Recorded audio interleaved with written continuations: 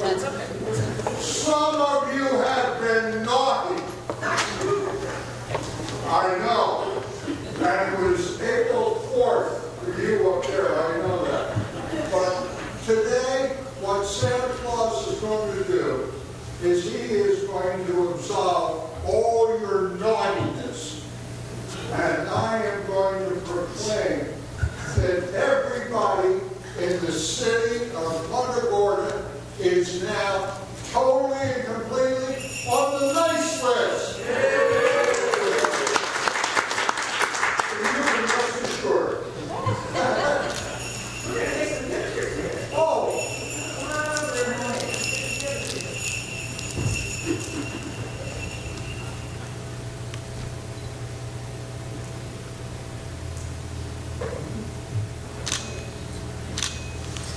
As I told the kids, everybody say stinky pizza, and then they have to smile. Thank you for being here. Well, thank you for inviting me, and as I said, all of these nice people do go on the nice list. And you in particular. I understand that. Anyway, ho, ho, ho! Merry Christmas to all. God bless you.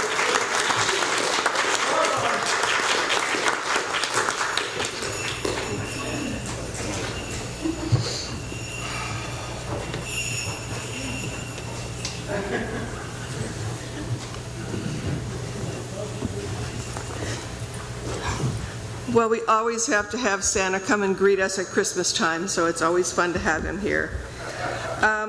We have a couple of very special presentations this morning, and now I have to go back down to the podium for a moment.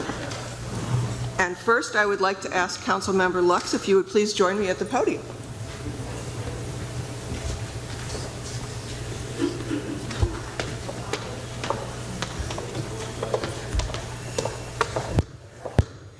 So a year or so ago, Vice Mayor Dryberg asked if we could do something special for the council members that we had never done before.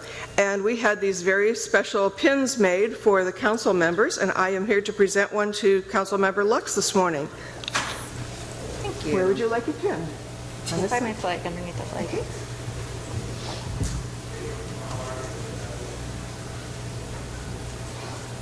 There you go. Thank you. Thanks very much.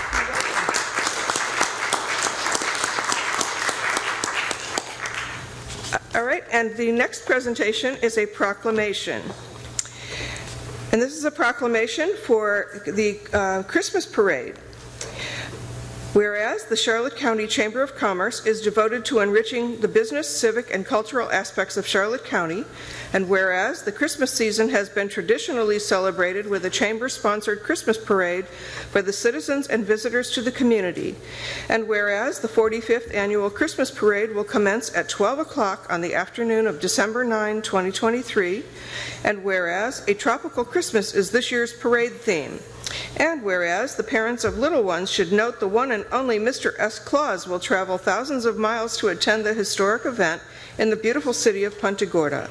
Now therefore, the City Council of the City of Punta Gorda, Florida, does hereby proclaim Saturday, December 9, 2023 as Christmas Parade Day, and urges all citizens to share in the fun at the Christmas Parade, passed and duly adopted in regular session this 6th day of December 2023. Signed, Lynn R. Matthews, Mayor. And here to accept is Bob White from the Charlotte County Chamber of Commerce.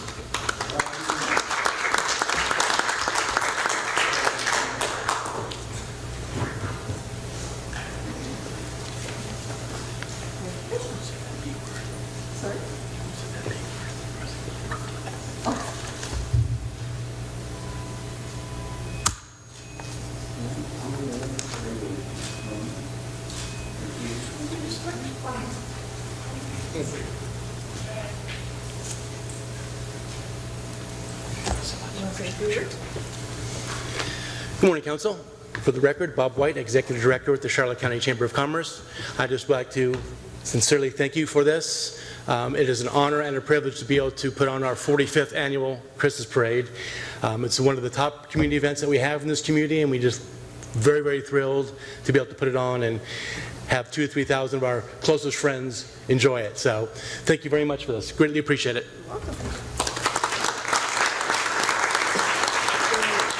The digital. Oh, it's right there. Okay.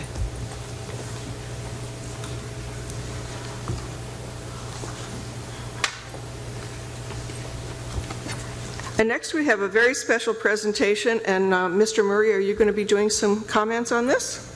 Certainly. I'd like to ask Brad Schutte to come down, please.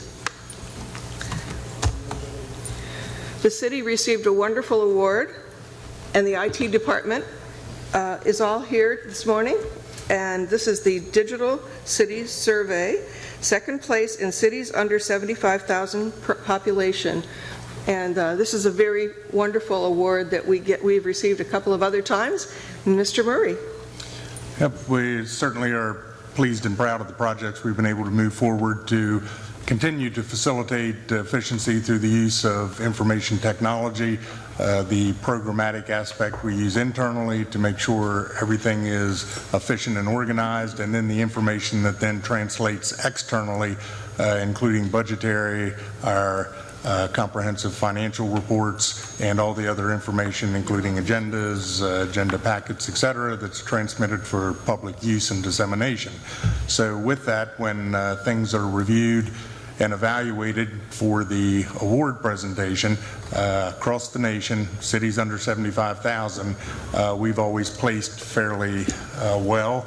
But I think this is only the second time we've had a top two, and I'd like to congratulate not only all the staff that is participative in trying to identify needs, but then of course the implementation of that is the IT department and how well they've implemented things so that we can have the information that's out there and be recognized as someone that, or an entity that's trying to be as transparent as possible for all the citizens and allow information that can be used by all. So Brad and staff, congratulations, and if you would elaborate a little more on the criteria of the award. Certainly. And number two in the nation is very noteworthy, and we really appreciate all the work that everyone has done in the IT department to make this happen. Absolutely. Thank you very much for the presentation.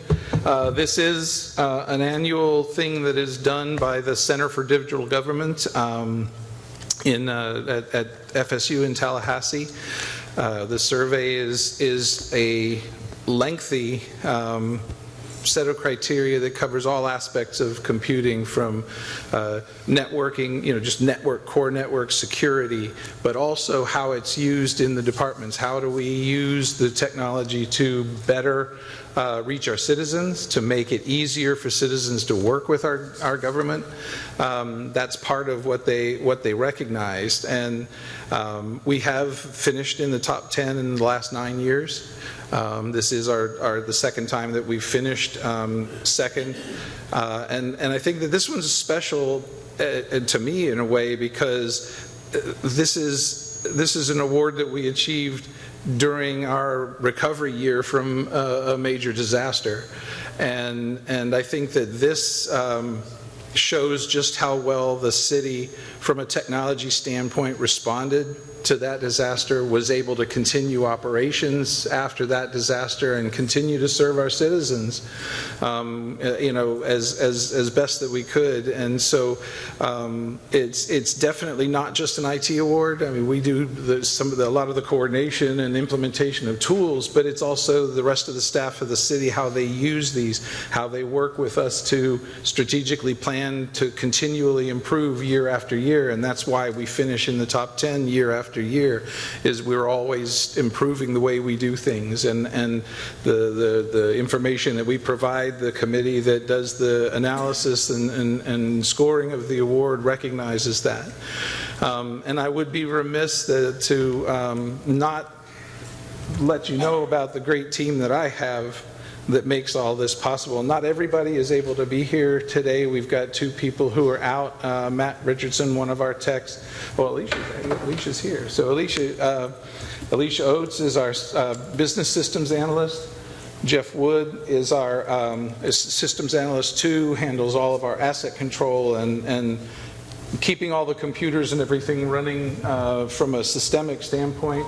Todd Helt, our GIS analyst, Walker Lesney, another of our technicians, and Connie Hayes, who is our operations administrator. She keeps me in line and makes sure that all of our budget stuff and everything that we do from a financial standpoint is in order and taken care of, and makes it possible for us to get all of those tools and get them in place and get them going at the beginning. So it's an incredible team. I definitely couldn't do it without them, and we'll continue to strive, and we'll go for 10 years in a row next year.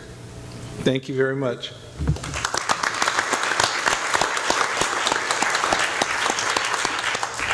The IT department is definitely one of our unsung hero groups in the city.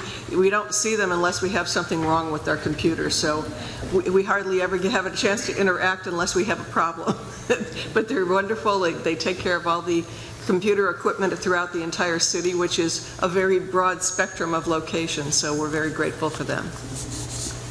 Okay, the next item on the agenda is for, if there's anyone in the audience that has applied for a board or committee and you would like to introduce yourself to the council, state your name for the record and you will have 3 minutes. Good morning, my name is Jake Dye. I'm a full-time resident of Punta Gorda.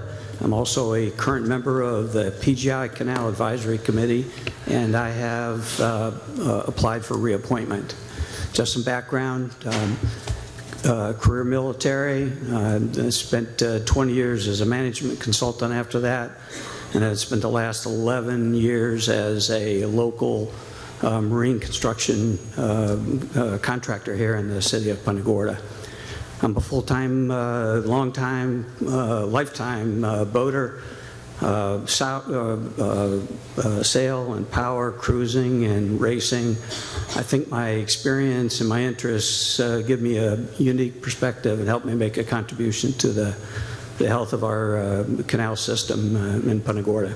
So I appreciate your support, and subject to your questions, I have nothing else. Thank you very much. We appreciate you offering to serve. Is there anyone else?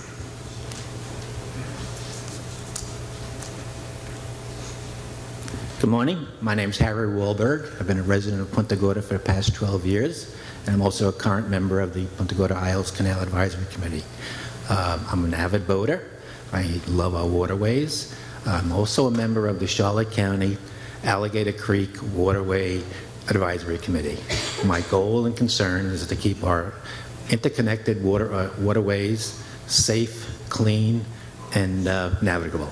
Thank you very much. I'm looking for your support in approving my extension. Thank you. Thank you. Are there any other people that would like to introduce themselves to the council? Okay. We'll move on to public input. If there is anyone in the audience that wishes to speak to the council on any issue, I will read some housekeeping notes into the record before we begin. Please silence all personal devices as this meeting is being recorded and it disrupts the proceedings when phones go off during the meeting. There is a code of conduct in the council chambers. Members of the public should familiarize themselves with the rules on the large screen behind me. Members of the public who wish to address the council should use the guest podium at the center of the room. The podium to the right of the stage is for staff and applicant presentations only. Speak directly into the microphone and begin by stating your name for the record. If it is a quasi-judicial hearing, please also state you have been sworn in when you come to the podium. Each person will have 3 minutes to speak, and sharing minutes is not permitted. Speakers are to direct all comments to the City Council, not the audience or any one individual council member. Discussion between speakers and members of the audience is not permitted. When there are many individuals who wish to speak, speakers should try not to reiterate lengthy comments made by others to ensure an effective and efficient meeting. This ensures everyone has an opportunity to speak. Audience and speakers will be courteous in their language and presentation.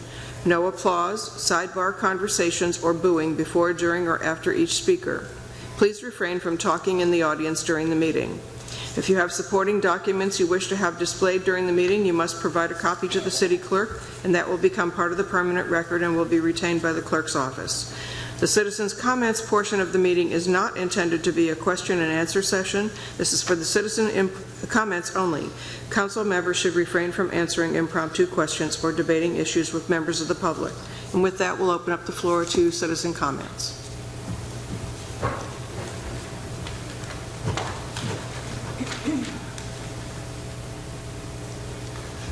Hi, Jeff Lustig here. I'd like to talk about the A.C. Freeman House. Several years ago, the current council members were not here during those negotiations. The mayor was. That they received a grant for $500,000 to do the project, and I had asked, well, where are you going to get the rest of the money? At the time, it was $800,000 to finish the project. And when I mentioned that, it was like I was killing puppies. How could you not be for this restoration of this building? We used to have the Chamber of Commerce was there, and we were going to fix it up and rent out the space, and this is how we were going to pay for it. The numbers just wouldn't work.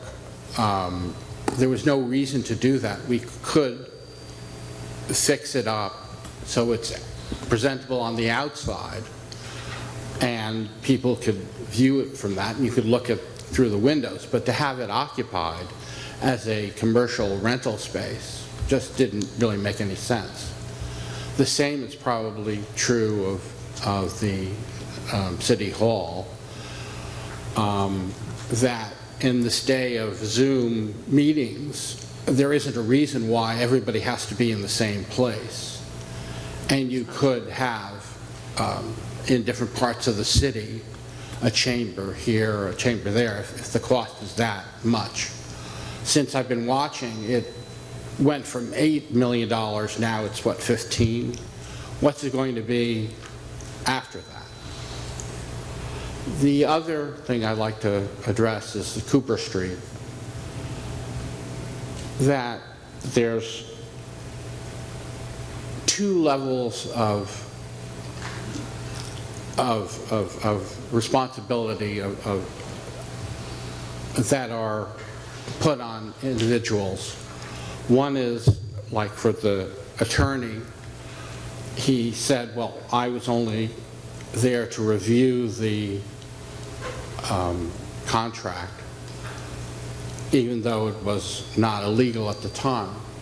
What I'm asking for, in essence, is to give the current board a chance to come into compliance and to understand that it's your responsibility to try to make that happen and to give them a break. Look, we don't even have lights on 41 right now because of certain problems. Thank you very much.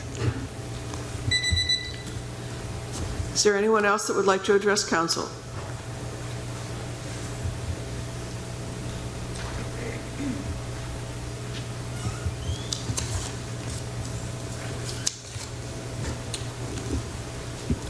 Ho, ho, ho. Merry Christmas. My name is Don Hurlston. I'm a 14-year resident of Punta Gorda. Some of you may know me as the Grinch. I don't have any candy canes today. I just brought some information and advice. The city may not have enough money to pay for the proposed $16 to $20 million City Hall expansion to the tune of approximately $3.5 million, plus an unknown amount of unbudgeted legal fees. In this folder is the case law, authority, and the names, address, phone numbers, and email addresses of the people you need to contact, hopefully under guidance of outside legal counsel, to verify in writing that the aforementioned parties, from the aforementioned parties, that you can or cannot legally spend that money. Should you fail to do so, I will personally travel to Fort Myers or the United States District Court for the Middle District of Florida and file a motion for a preliminary injunction to stop the project.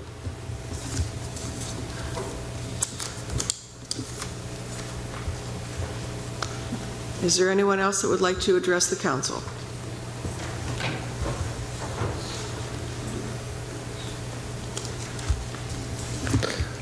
Hi, good morning, Mrs. Mayor. My name is Ed Wititsky.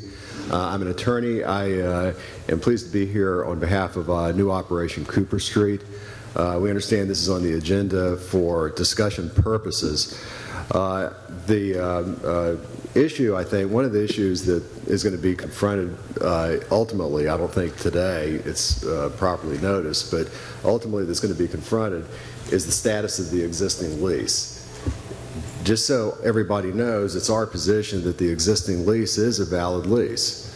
In 2008, when it was entered, later in 2015, when it was amended, the City Council, the members of the City Council at that time, found that the lease of the property did, in fact, serve a public purpose. And there are, I'll leave that to Mr. Cummings to go into a little bit further. There are many, many public purposes that are being served. The Attorney General opinions that I know you all have reviewed, that Mr. Levin has presented in his opinion, provide and set forth certain parameters for determining whether there's a public purpose. And obviously the local government has a lot of discretion to make that determination. There is an Attorney General opinion that was not included in the material that you have been previously provided. It's Attorney General Opinion 2002-18, and that involved a city providing funding to a nonprofit organization for the purpose of maintaining a school building for use by various community organizations. It's very, got a lot of analogy. There's many analogies that can be made with new Operation Cooper Street in that particular situation. In its decision, the attorney, or in its discussion, the Florida Attorney General noted, if, however, neither the taxing power nor a pledge of credit is involved, then it is enough to show only that a public purpose is present, not a substantial public purpose served. We think, regardless, a substantial public purpose is served. And I think in his opinion, Mr. Levin kind of acknowledged that. And again, this city found numerous occasions that a public purpose was being served by the utilization of the premises by new Operation Cooper Street.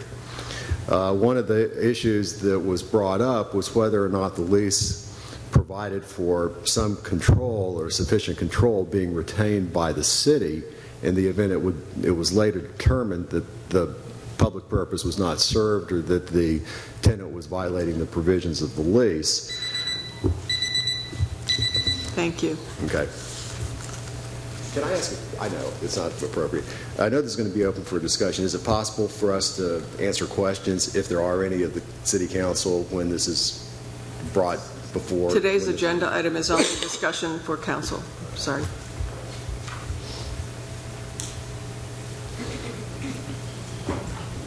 My name is Mike Polk, and I've been appraising commercial property in Florida for over 38 years, and I've never seen costs as high as the proposed City Hall addition. Not a bank branch, not a bank building, not a medical building, or surgery center, or even a restaurant, you name it. According to the November 2003 edition of the Marshall Valuation, the cost new for an excellent Class C governmental building is $380 a square foot, far below your estimate for the expansion of $11,800,000 or $927 per square foot. Additionally, only 73% of the building is finished space. The original budget for the City Hall expansion renovation cited in June of 2022 was $10,709,000 and has increased 48% to its current level of $15,887,000 at 90% completion. The feasibility rent that would be required at a 7% return for this project if developed by a private entity would be $59 a square foot, which is 3 to 4 times higher than current market rentals of office space downtown that run from $15 to $20 per square foot. The 1% sales tax is not for your wants, it's for the city's needs. You want a new City Hall, we need a $79 million wastewater treatment plant expansion and other infrastructure. How much longer are citizens going to vote yes on the 1% sales tax if you don't start to make better choices on how the money is spent? You were advised by staff at the 60% completion point that if you wanted to reduce costs, there were still options available to do so. And despite the mayor saying that the cost at that point was ridiculous, you did not scale back the project. If you are embarrassed by the existing facility, you may not be cut out to hold public office. Now is not the time to expand the City Hall complex. Construction costs are still near all-time highs due to damage from Hurricane Ian, and you will never recover these inflated costs.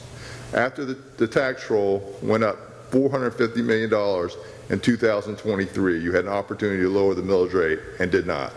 That's an increase of over 22.5% to the tax roll in the last 2 years with no reduction in the millage rate. If you continue increasing the millage rate, no one is going to agree to be annexed into the city. The benefits do not outweigh these costs. We need city council that are good stewards of our tax dollars, fiscal conservatives and not spendthrifts. Again, it's time that the city of Punta Gorda was run like a business and not like a non-profit. Thank you. Is there anyone else that would like to address council? Last call.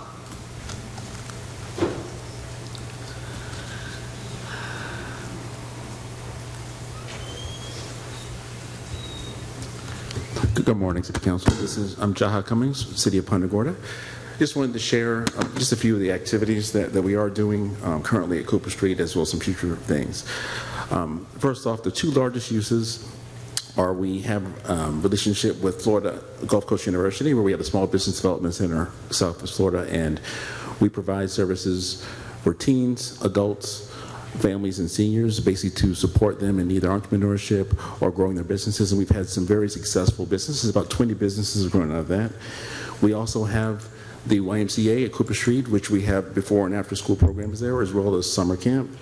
In addition, we also have long-term relationships with the Golf Course Opera, as well as Punta Gorda Library, providing enrichment services for young people as well.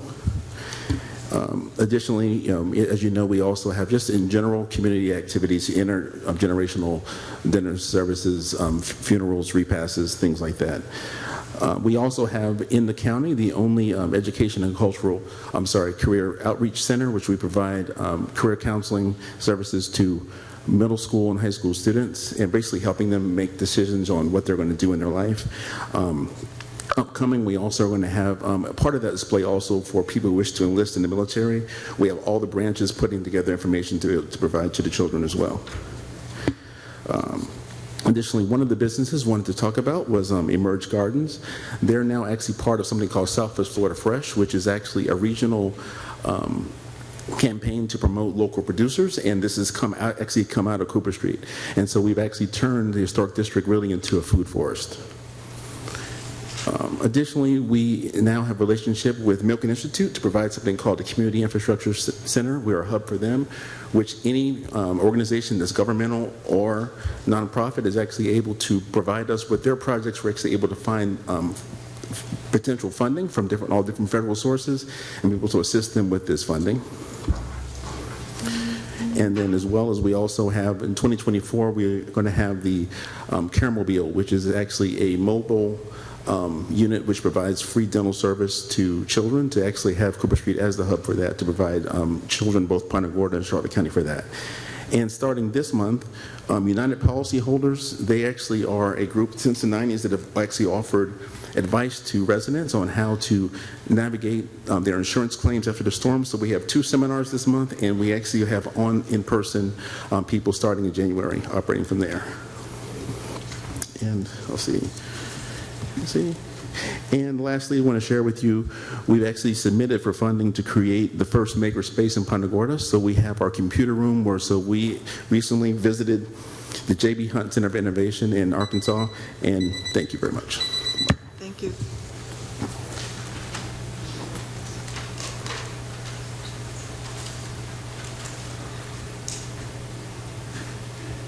Merry Christmas. Wendy Mueller, Punta Gorda. 2 things. First, the Cooper Street Rec Center, they're trying so hard. I know that it's only about a lease, but having read the lease, and it's a long one, why not an addendum and just let them live up to what you're asking for and continue for 5 more years and give them a chance. Secondly, City Hall. City Hall, I wonder how big that council chamber is for all of us citizens to sit in. I don't know, 50 seats, 100 seats, 150, 250? Where's the parking? You're removing, when you put that addition in, you're removing parking that you already use. There'll be no parking. I live there. I just really, really hope that that becomes part of your plan and another couple million. Thank you. Is there anyone else that would like to address council?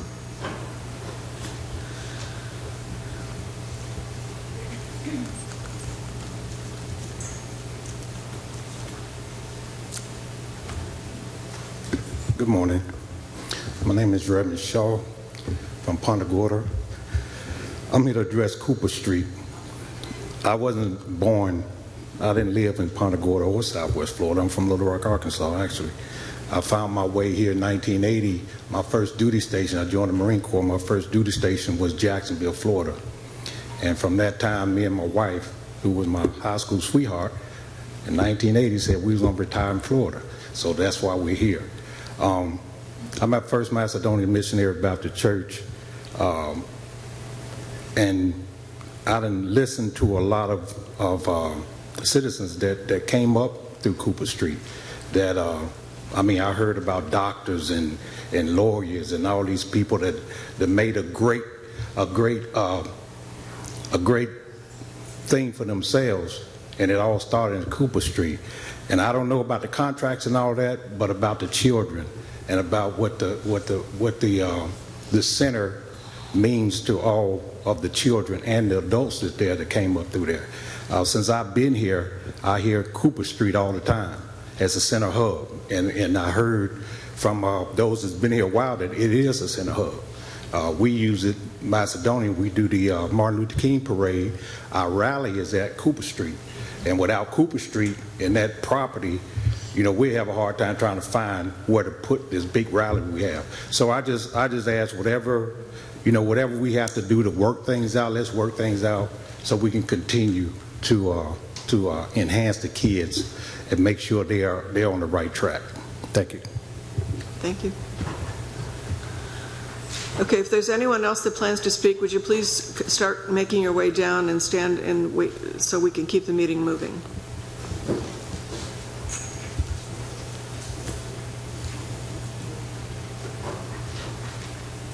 Hi, my name is Kay Ebbs, and as you discuss Cooper Street later, I would like you to make sure that you cover the items so that the citizens are aware of the difference between Cooper Street and the Boat Club, which is also I don't know that that's a nonprofit or what have you, but I think the citizens sometimes are looking at the two of those. I really like the Boat Club, really like Cooper Street. I know there are a group of us residents that have done a lot of fundraising for Cooper Street because of all the great things they do here. So if you kind of clarify why the emphasis on Cooper Street and not the same viewpoint for the Boat Club. Thank you. Thank you. Anyone else? Okay, seeing no one come forward, we will now adjourn as City Council and reconvene as the Community Redevelopment Agency.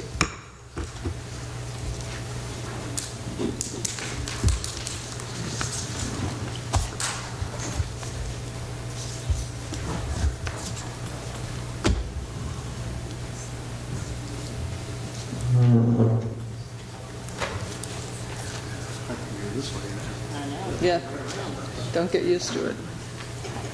It's only for a couple of days. Good morning.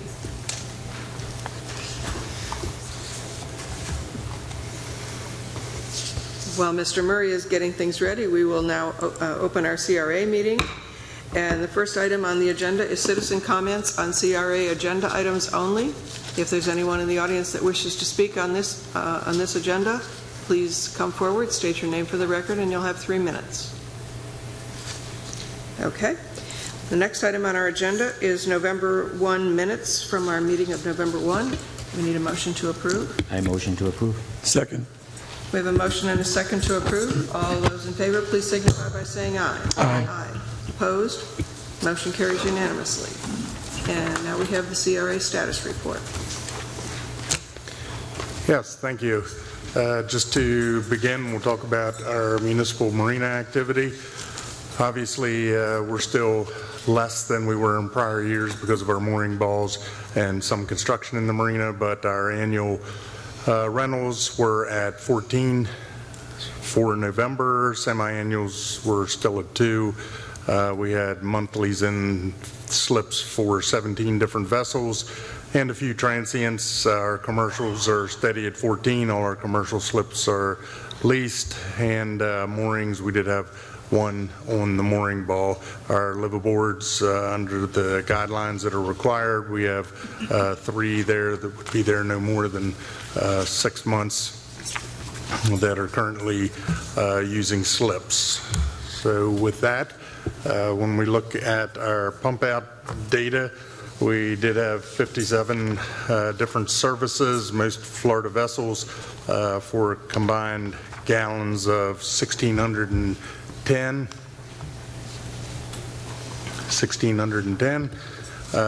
which was 105 different miles, so that's 1,600 gallons that we're able to retrieve and adequately process to help protect the harbor. When we get to our general activity, the GMC architects are proceeding with the final documents based on what was approved, and they anticipate delivering those to city staff in late December. Of course, that's a little bit later than our initial schedule, but Hurricane Ian, of course, delayed a lot of the things that happened during this project. So late December, early January is the anticipated date for that. When we look at AC Freeman, we still have several things that are happening with AC Freeman. They're preparing revised budget estimates on what it would cost to secure the envelope. We do not have all of that yet.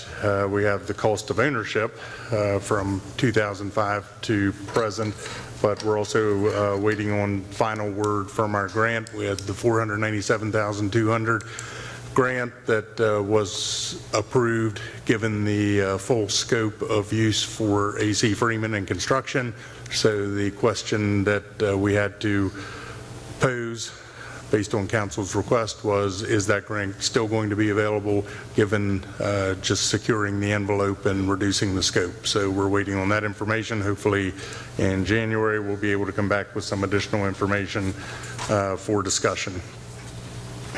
Our Lashley splash pad, the construction contractors collaborating with us to ensure the materials align with design engineering standards and the city standards. So we do have that project underway. We don't have on-site construction yet, at least when I drove by the last time we didn't. I don't believe we do yet, right? But we should have that soon. So we do have an active contract now, a responsive contractor, and that project's moving forward. That's the general updates for the active projects in the CRA. Anyone have any comments, questions? Mr. Murray, yes. Donna? Yes, Greg. I'm wondering, because we had 3 options for City Hall that the prior council had considered, and I think the city recommended the 2nd option, and then the council picked the 3rd option. Given the escalation in the costs, and frankly, I haven't received any positive citizen comments about that escalation. Is there any opportunity to go back and revisit those options? And I understand there could be a timing delay, and we still incur costs anyway because of the drawings, but what can we do? Yep, certainly council can do anything you want that's legal and not fun, I believe. So when we originally presented the 3 options, and of course there's people here that know more than I, certainly, but when we originally presented the 3 options, There is some history on that. I'll start with the history of it because I have been asking for that, and I bring it every time so that we have information. But when we look at the history, this really started in the early 2000s, so this started about 20 years ago.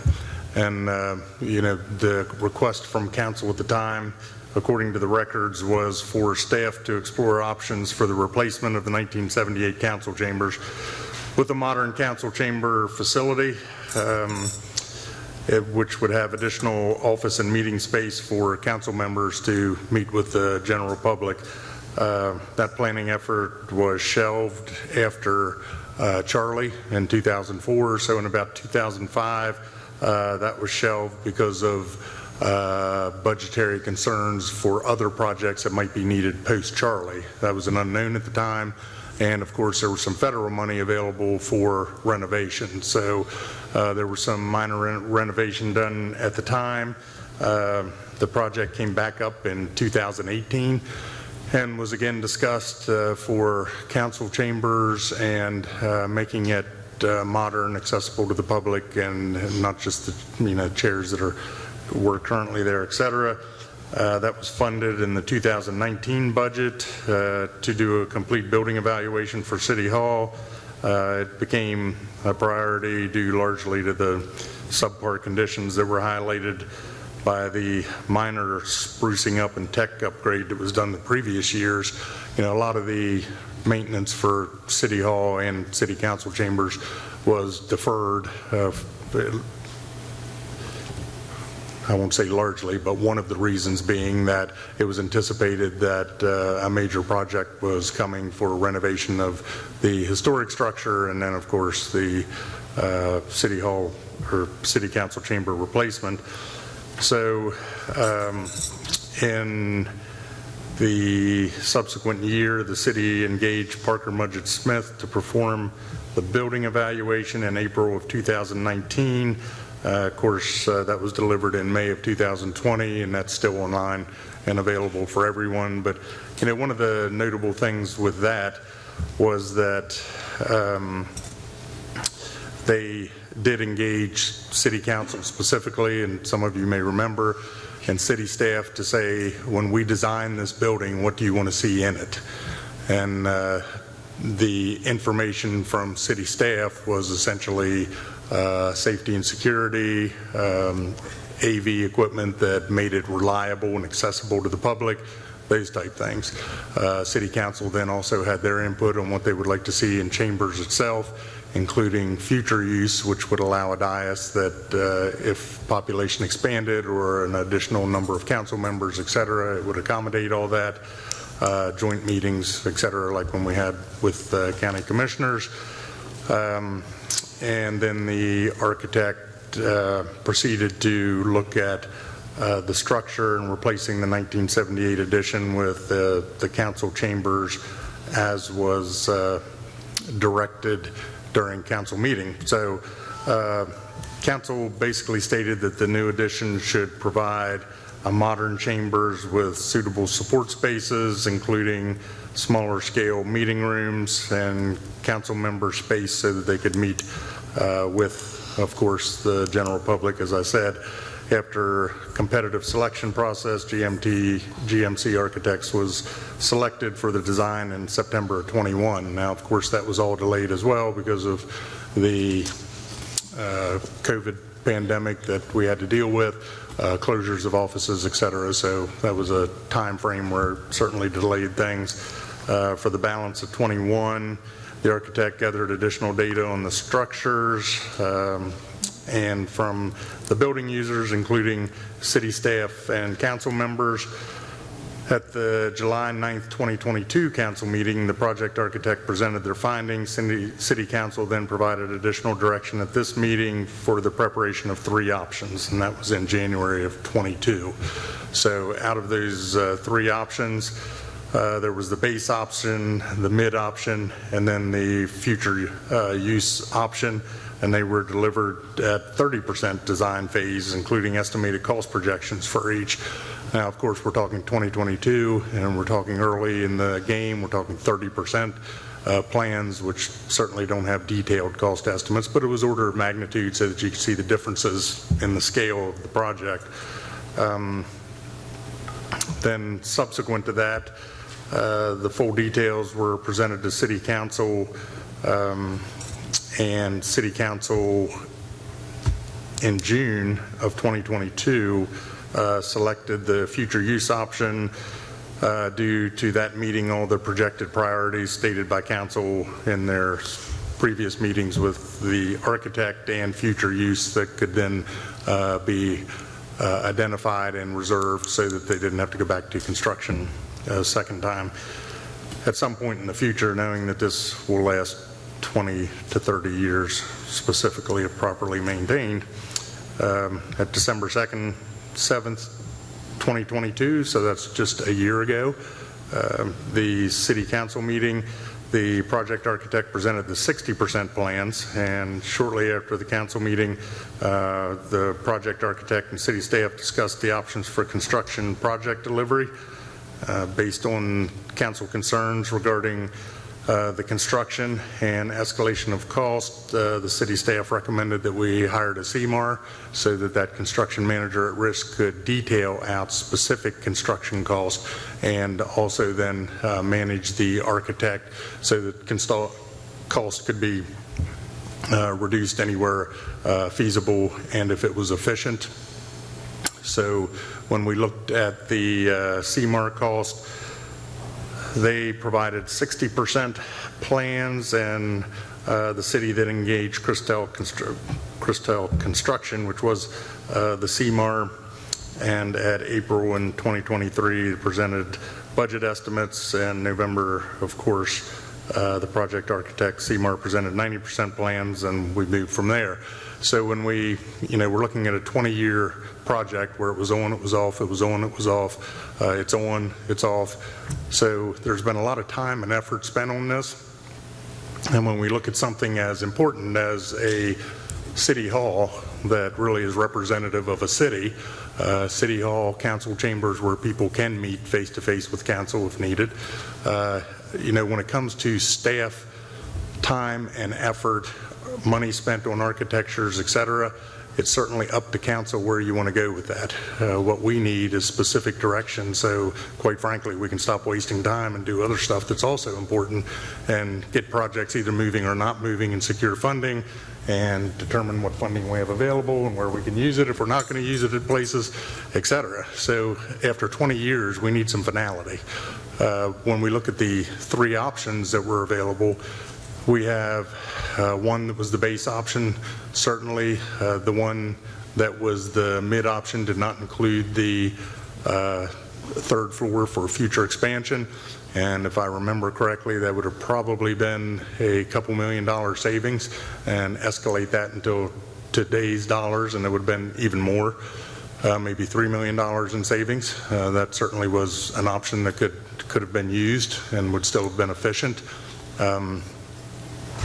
And then, of course, the option that's currently presented was designed now at 90% plans with all the infrastructure, the electric, the HVAC systems, the whole envelope, so that it supported that third floor. So we really need to go back and have that redesigned. We'll delay the project probably a year, and maybe that's a good thing. Maybe it's a bad thing. You won't know until a year from now. We can all guess, but we don't know. And when we look at the costs that we currently have, yes, we understand what the industry standards are, and we understand what our cost per square foot is. There's certainly not agreement on what that is, but the architect has verified that those costs are accurate. And when we hire major architectural firms and major design contractors and major construction management firms, and they all agree on that, we tend to believe what they say and then go back and verify the numbers. And if you look at a couple ways that they calculated that they have verified, one being the total site, which includes all cost, the site development cost, the building itself, the envelopes, everything that's required to design and build. on that square footage and divide that 29,000 square feet of the whole site that includes all those costs on site, you still come out with the number of the 540 some. I don't prefer that method because if you want to drive that number down, all you have to do is just increase your site a little bit. So make 33,000 square feet and now divide by the cost, and you'll have a little more site cost, but it's going to drive your number down. So the other method we like to look at is, of course, what the actual construction cost is and divide that by the total envelope that is habitable, whether it's intensely habitable or if it's for future use, and you take the total square footage into the cost, including support systems that are around it, the porticos, et cetera, and you still come out with a number that's in the 540s. We understand that that's a high number. We understand the current environment. We understand that we're not the only ones getting those numbers for historic structures in this type project. The county has verified that their numbers right now for new construction, just nothing to do with historic construction, is in the 450 range. The airport had their building that was going to be new construction that they budgeted at 4. They increased the budget this year to 6, and it came in at 8.3. So we understand that. We know that construction costs are going up, and if we're going to move forward, we have to budget appropriately and fund the project. And we also know that there are ways that if you choose to, for example, take off the 3rd floor, we'll spend some money and we'll get it redesigned, and we'll spend some money to keep staff where they are, and we'll spend some money here to keep council where they are. And down the road a year, we'll probably save more than we spend, but it will delay it a year, and depending on what the costs do in that year, we'll know at the time whether or not it was a worthwhile endeavor, or if the building will just be smaller at the same cost. But certainly it's something that can also be looked at. But the premise of the whole thing for 20 years now, when you go back and look, was that there is a city hall that, we have a 100th anniversary coming up. We have that renovated so that if you look at the condition it was in when staff was moved out of there, it wasn't because there was a pending construction project. It's because it was a sick building and we had to move people out of it.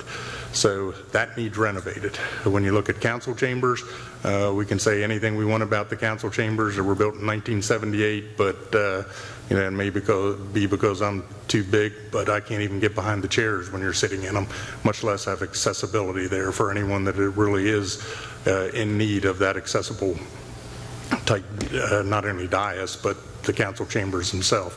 That building, again, is sick and needs a lot of work. So even if it were to sit there and do nothing but allow you to have a desk so that you could zoom everything out to the world and no one came in, you're going to spend some money to make that building usable because it is a sick building and it needs a lot of work. Not only accessibility, which is also required because it was built in '78 before the federal ADA, but also simply because the building systems and structure is deficient. So there's that. When we talk about the use of any new facility, there's no more intense use as far as existing staff that's in City Hall. The council chambers is for council, not for staff. So, when we have City Hall, we have all the staffing that is going to be in the renovated section that was there before. Has nothing to do with the annex. We have staff in there.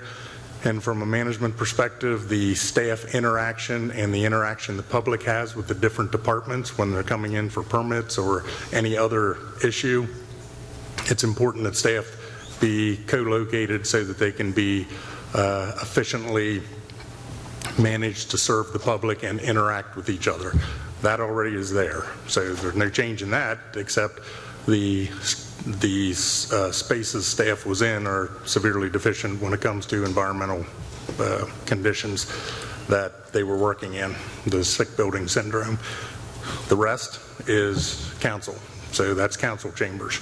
And certainly the council chambers that was built, we've done an overlay just to ensure that we know what space we're using, and the parking that is there currently remains. The new structure is on the grassy area and it has nothing to do with parking. It does not reduce the number of parking spaces. It's, we have the same parking that's there today. And when you talk about parking, while there's no more intense use. Certainly you have a council chamber that will accommodate more than 18 people. So if people come, just like they do to some of the meetings today, that you've had where people were standing in the hallway, people are out looking at TVs, people are outside the door waiting to speak when we were in the other council chambers, and they were upset about it. So this is one of the things council said they want to accommodate so that the public can access council when they're in council meetings. The issue we have today with parking is certainly when you have some of the businesses that are adjacent to that parking lot. They like to use the public parking lot for the Government Services Center. And that use is what has intensified to not only in evenings after 4 o'clock, but daytime as well. And, when it comes to what is the primary purpose of that lot, it is to serve the government center first. So if indeed it came to people not being able to find any parking, either, walking over from Gilchrist or on the street or in the government services lot, there's several options there that you always have. One is restrict the lot for government services use during the day, and the other businesses would have to find parking for their clientele.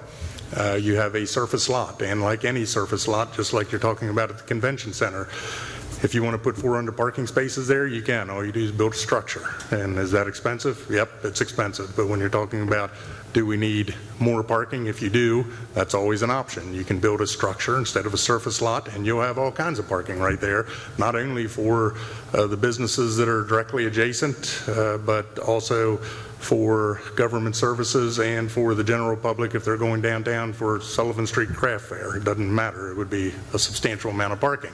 And with that, how do you fund that? Well, that's always the issue. Anything from, a parking district that funds it to, ad valorem tax. So, regardless, the ad valorem tax hasn't increased as far as the rate for several years and isn't intended to.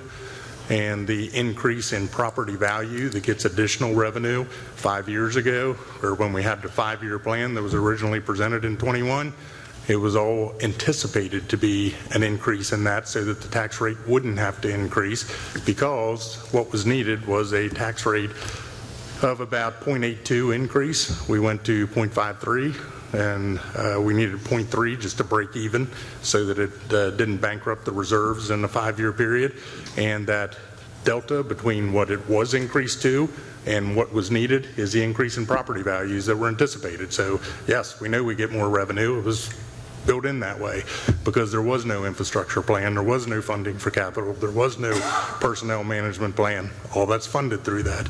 So all of that being said, when it comes to a project like this or any other, costs have increased, the necessity's there.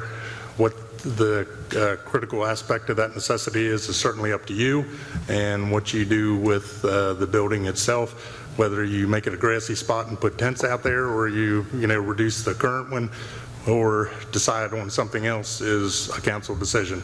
Any of it can certainly be done. It's just what is the necessity and what are you going to expect and what are the citizens going to expect as far as services moving forward. Aren't you glad you asked? Wow. Is it still Wednesday? Yeah. Melissa? Yeah, I don't have a 3-minute timer. Maybe you should put one on me. You've already addressed this, but I'd like you to address it again. Are we removing parking? We are not removing parking. No. So we are not removing parking? We are not. Okay. The existing parking lot remains. And what is the square footage that the architect that we hired came up with?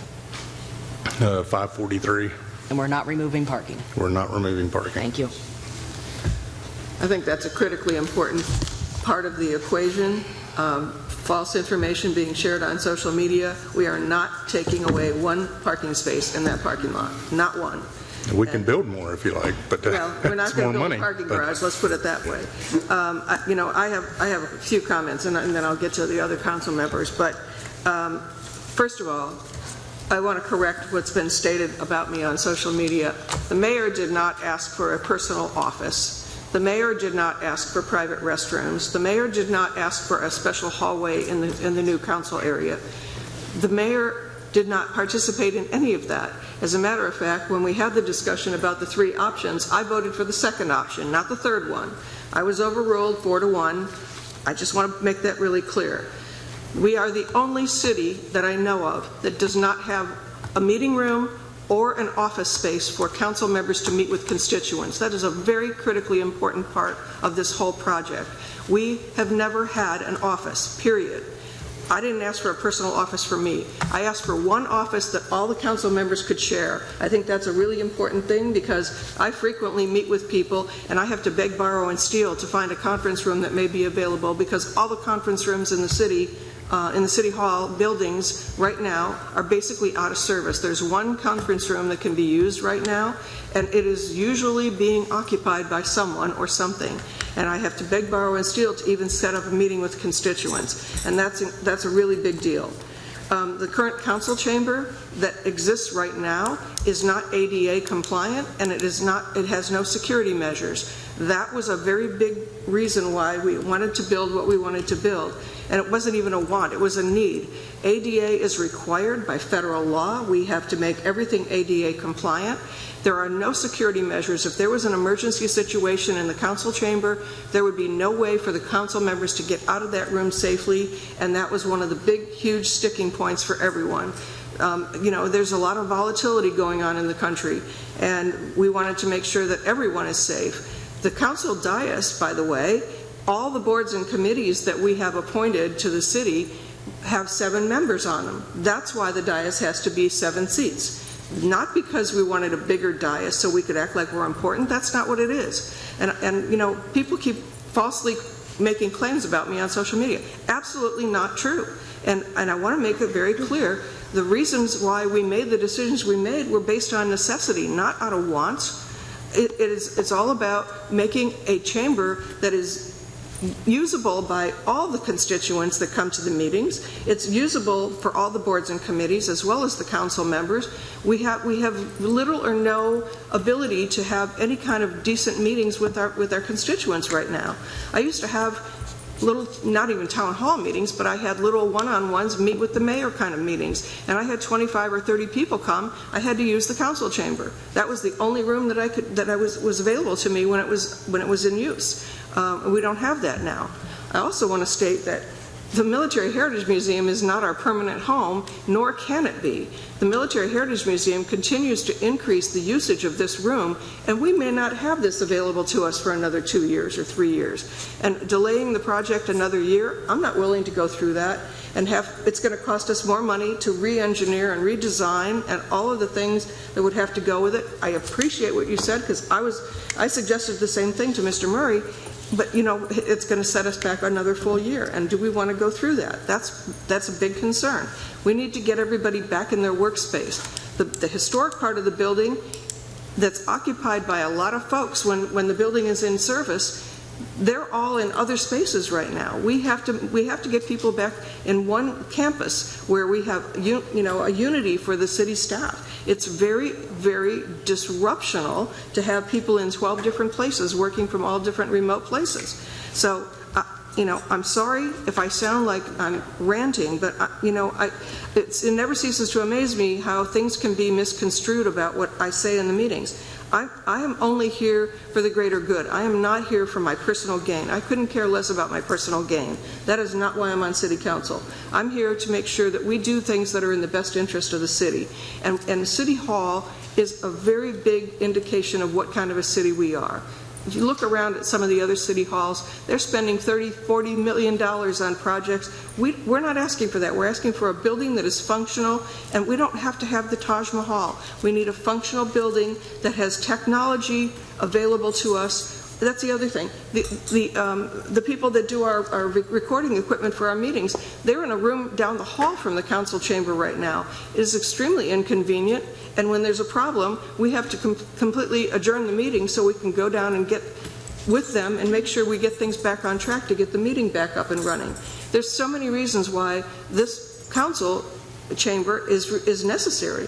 So I'm sorry if people don't like it. I don't like it either. I'm not happy with $16 million. But the facts of life are we have to have a city hall that is functional not only for today and tomorrow, but years into the future. So we only have to do this one time. And I'm done with my rant. Deb, I guess you were next, Debbie, yeah. I do have a couple of concerns and comments. You know, I heard that the 1978 building was actually probably slated quite a while ago, before the hurricanes, to be taken down, 30 years old. And my question is, how many other people tear down their 30-year-old house because they say it's too old right now, we have to change out our house? And I heard, you know, smaller, modern chambers, smaller scaled meeting rooms, and actually when I was looking at the plans, the meeting rooms are actually larger. You talked about hiring CMAR to manage it. I think the bill right there is about $1 million itself to hire somebody to do a study overlooking. I know when I built my house, you know, I got my estimates first before I hired one specific company to do it. I'd also like to know, Mr. Murray talked about the sick building. I wasn't sure if it was the 1978 building that he was saying was sick, and did we ever look at what the cost was to fix a sick building? My other question is, the new construction has 98 seats. I didn't see anything that stated how many seats were actually in the existing council chamber. We're going to talk about surface parking. You know, I know that whenever we're looking at any kind of new construction, we're looking at parking spaces. So if we're adding to what we have, we should be increasing parking spaces. We shouldn't just be saying, well, we have existing, we're going to kick Carmelo's and Shorty's out and say we're going to be doing that, because when you allowed Carmelo's and Shorty's to utilize this space, I think it was the intent that they were going to be able to use it. Also, we know that the market's going to crash, our property values are going to go down. Where are we going to get the extra money? I look at infrastructure, I see, you know, in the historic area only, it's budgeted at $3 million. I personally think we should be looking at our infrastructure first. I know, Mayor Matthews, you said that we should have office space, but when you look at the new construction, it also has staff office space besides their own office rooms. They have an area. Maybe we should consolidate, take away the extra bathrooms, take away the staffs, and make that the conference room for every one of us as council without having a special mayor's room. I know you said about the council chambers. When I was looking at it, it went from, and I apologize, I should have brought my paperwork with me, I think it was 1,600 square feet for the new one versus like 1,100, where most of the space that was increased in it was in the half circle area, which looked like wasted space. It didn't look like it was actually extra space there. We have a huge lobby, which could also add more chairs for people to be sitting in it, and a lot of it is a lot of open space. The new chambers has 3 stories of open space. In the entrance to the lobby, it has great open space. We really need to look at details, and I have specifically looked at details, and it's too much to go into right now, but there is a lot of dollars and stuff like that that we have as pretty things for our city hall that are not necessary. We have one where we have a couple of steps up into an entrance with a single door, and now when you look at it on Harvey Street, it's this grand steps entrance into double doors into, I think it's a break room. You know, so things to me don't seem like it. And we talk about usage and trying to get everybody together. We've got Herald Street Court. We can maybe consider bringing everybody together there. It might be something we should be looking at. Plus, why not utilize the old courthouse? They've got the chambers upstairs there. Maybe we can work out a deal with the county and try to bring us in there. We are all together, and we have a parking garage for everybody to park at. So these are some of my ideas that I'm thinking that we really need to take a closer look at, besides spending $16 million at 90%. And I just don't think it's feasible right now. I think there's other things. Why not find something in the meantime? Use our Herald Street Court, use a parking garage, look at using the old courthouse to use.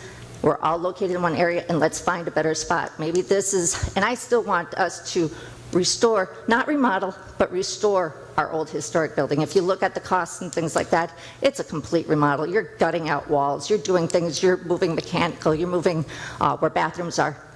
To me, it's unnecessary. Let's go ahead and look at it specifically being frugal, doing the right thing, restoring our old city hall, looking at even temporary staying at the Herald Court and using the old courthouse. But let's not sit there and just say, well, we have to have it at $16 million at 90%. Too bad. I just personally think that we really, no, there's no propping. This is just something that we really need to take detailed look at things to see where we can curb it for our taxpayers. Anyone else?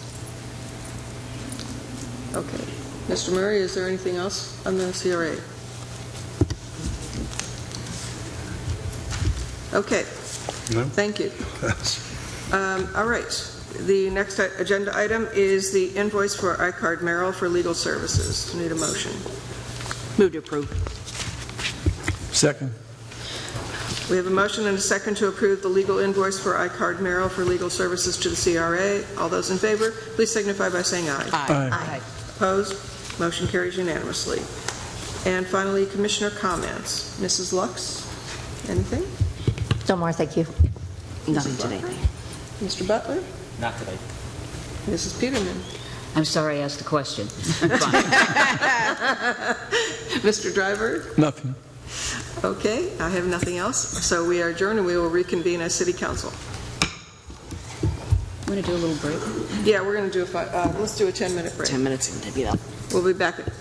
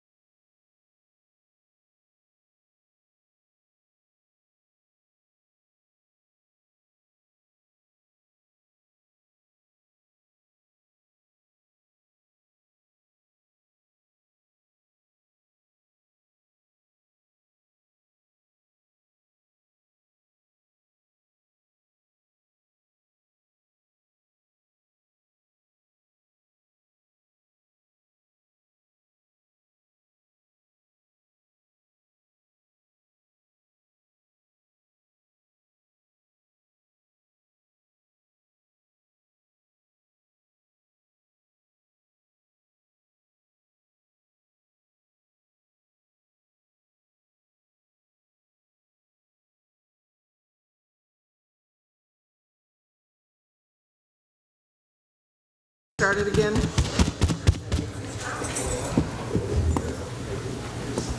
The next agenda item is for a resolution SV-02-2023. Yes, this is a resolution which I'll read by title only.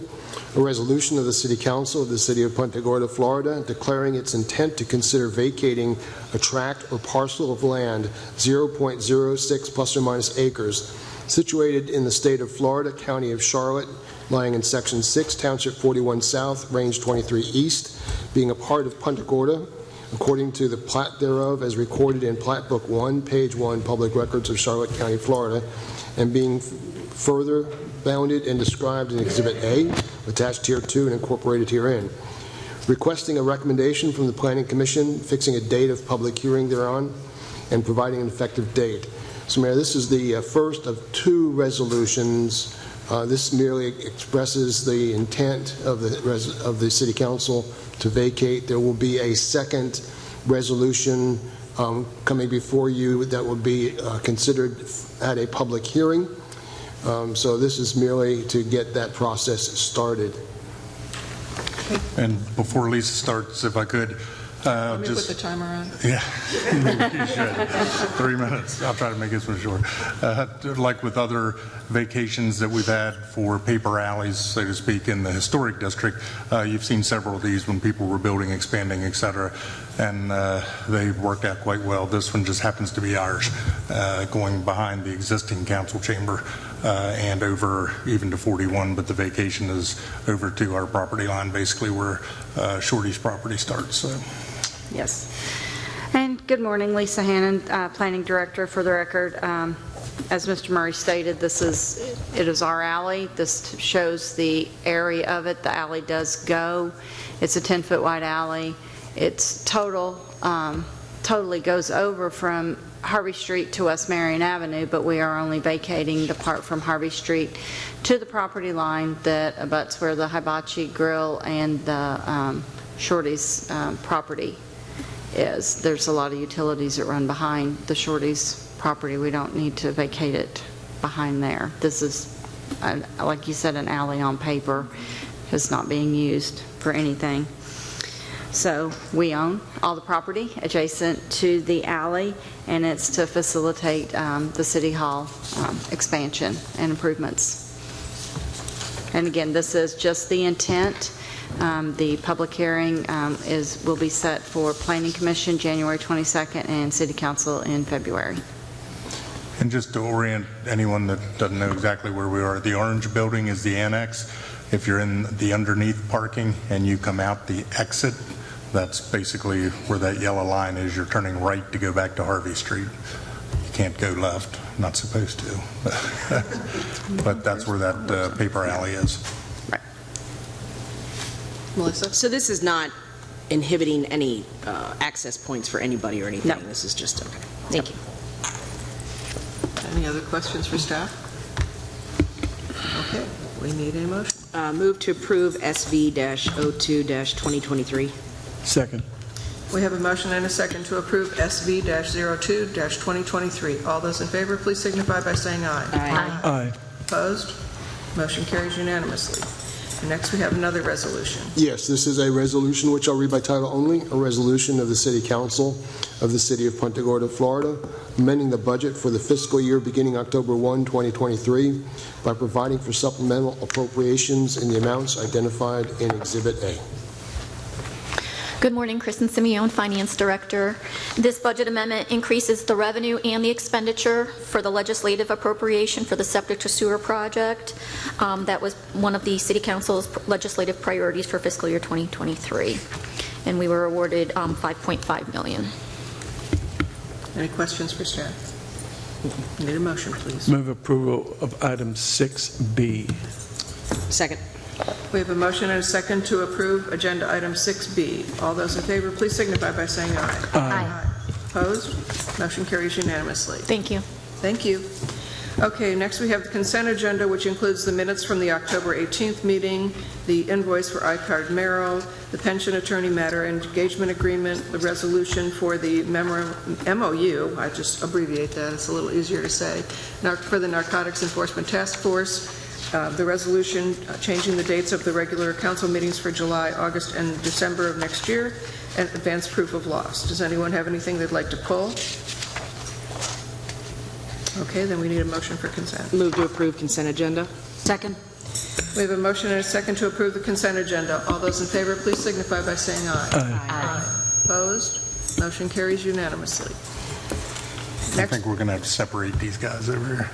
We'll get it seconded. With this new change, we might have a problem. Oh, okay. That's a joke. Okay. I missed that. I think he gave me the honors on this one. Okay. Next, we have the award of Amendment 19 to Carollo Engineers of Sarasota, Florida, to provide professional services to update the city's water supply plan. Good morning, Ann Heine Procurement for the record. This is basically Amendment 19 to Carollo Engineers to update the city's water supply plan. On November 20th, 2019, City Council awarded a master agreement to provide engineering services for public water supply to Carollo Engineers. At that time, the agreement included hourly rates to negotiate future projects. Staff requested a proposal based on the negotiated hourly rates from Carollo Engineers to assist the city in updating the water supply plan, which was initially completed in January 2022. The average water use for 2023 has increased approximately 23% from the water use in 2022. The updated plan will outline the city's available water supply resources and provide recommendations for a reliable water supply through 2050 with consideration of population projections and water demand projections. The total cost of the authorization is a lump sum of $227,015.50. Time frame to complete the authorization would be 10 months from the notice to proceed. Staff is recommending award of Amendment 19 to Carollo Engineers. Questions for staff? Thank you. I only have a question for a city manager. So at this point, knowing that there are other municipalities around us that are enforcing watering restrictions, shouldn't we be looking at that as an option for us? We should, and we are. We are. So, of course, Southwest Florida Water Management District is in October and November, specifically when we have the drier months, we have less rainfall and less available resources. Now, that being said, the primary use and one of the biggest increases we're seeing is watering. People are watering during the days, but they're setting their timers longer. There's a lot more water that's going out to the primary large residential areas than there was previously. We have certain things like is referenced in the document for water supply, Shell Creek, the maximum flow level, flow-bys that we can now use versus an 8 million gallon day plant sitting there.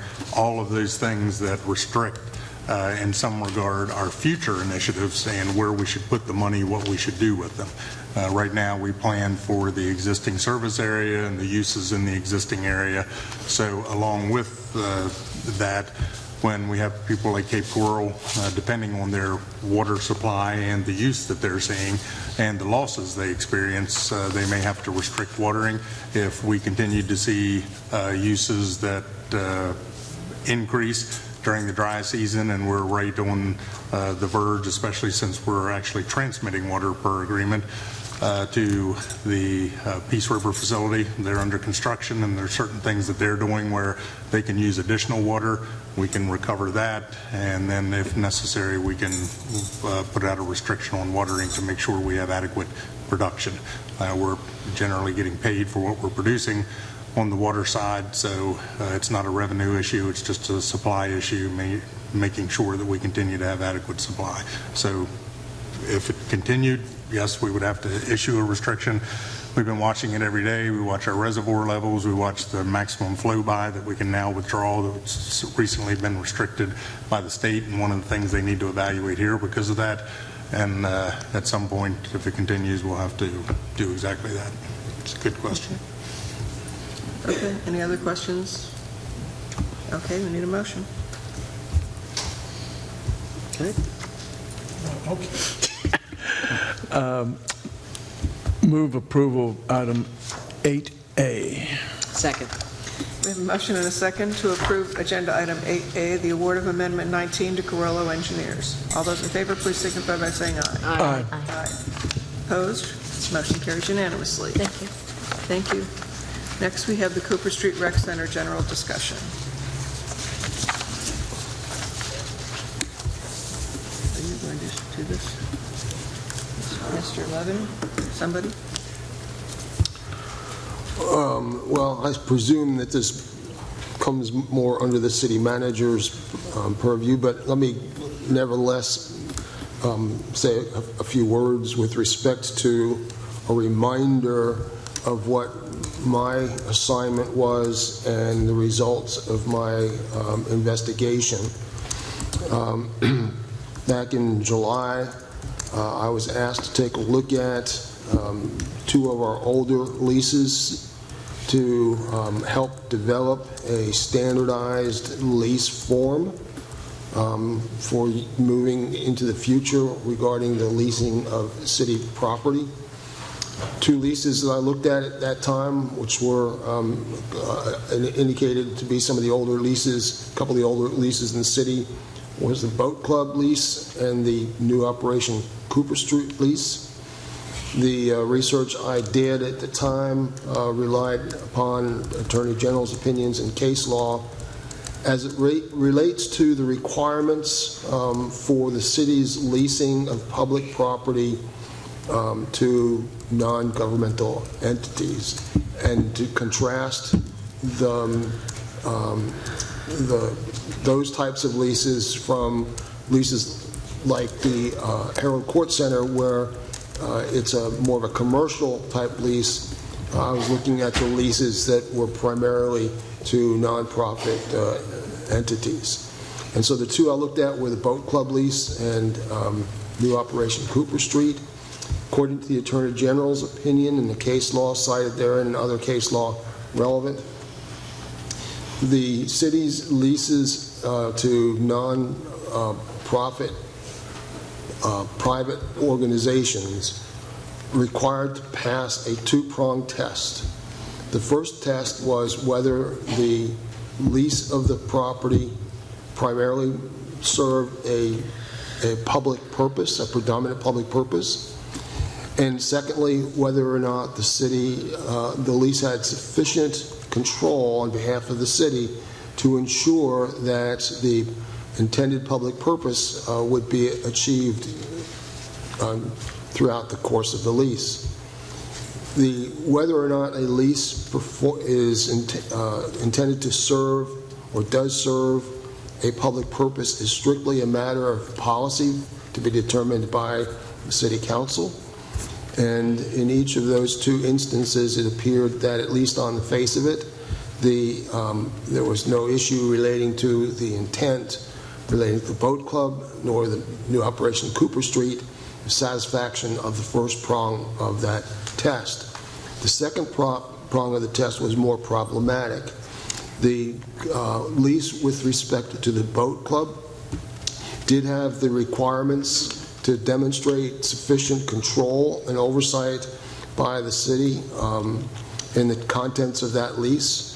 Unfortunately, there were attributes of the new Operation Cooper Street which clearly did not comply with the Attorney General's and case law recommendations regarding the degree of control, and I brought that to the City Council's attention, and essentially that's where we're at. My recommendation, based on those findings, strictly as it relates to the degree of control and oversight that's necessary in a lease, indicated that the new Operation Cooper Street lease did not meet those requirements and therefore was not a lawful lease under the criteria that the Attorney General and case law established. My recommendation in the grand scheme of things is that at the very least there should be an entry of a new lease for new Operation Cooper Street that meets the requirements of state law. I've drafted a blank lease that could be used moving forward for not only new Operation Cooper Street, but any other lease of city property that would be a lease to a nonprofit. Recently, I had the opportunity to meet with an organization in the city that is also going to be asking for a potential modification of their lease. And during the course of that discussion, I found that the draft that is presently before you in its blank form needs, I think, further refinement that would allow for the city to ask for and receive operating reports of a financial nature, which is customary in these types of leases, to provide the city the assurance that the entity that they are leasing the property to has sufficient financial wherewithal to raise the funds that are necessary to achieve the objectives that were the purpose for which the lease was provided. So in moving forward, in any further discussion regarding this property and others, there would be a form of a lease that's going to be slightly different than the one that's in the agenda packet, which would include those requirements, reporting requirements for relating to financial and organizational structures. Okay.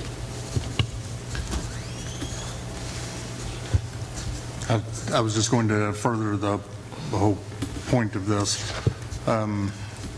At the end of the last meeting, I believe the attorney had asked it to be put back on this one with the lease so that council could discuss and determine a duration of a temporary lease, parameters in that lease, etc. And along with that were some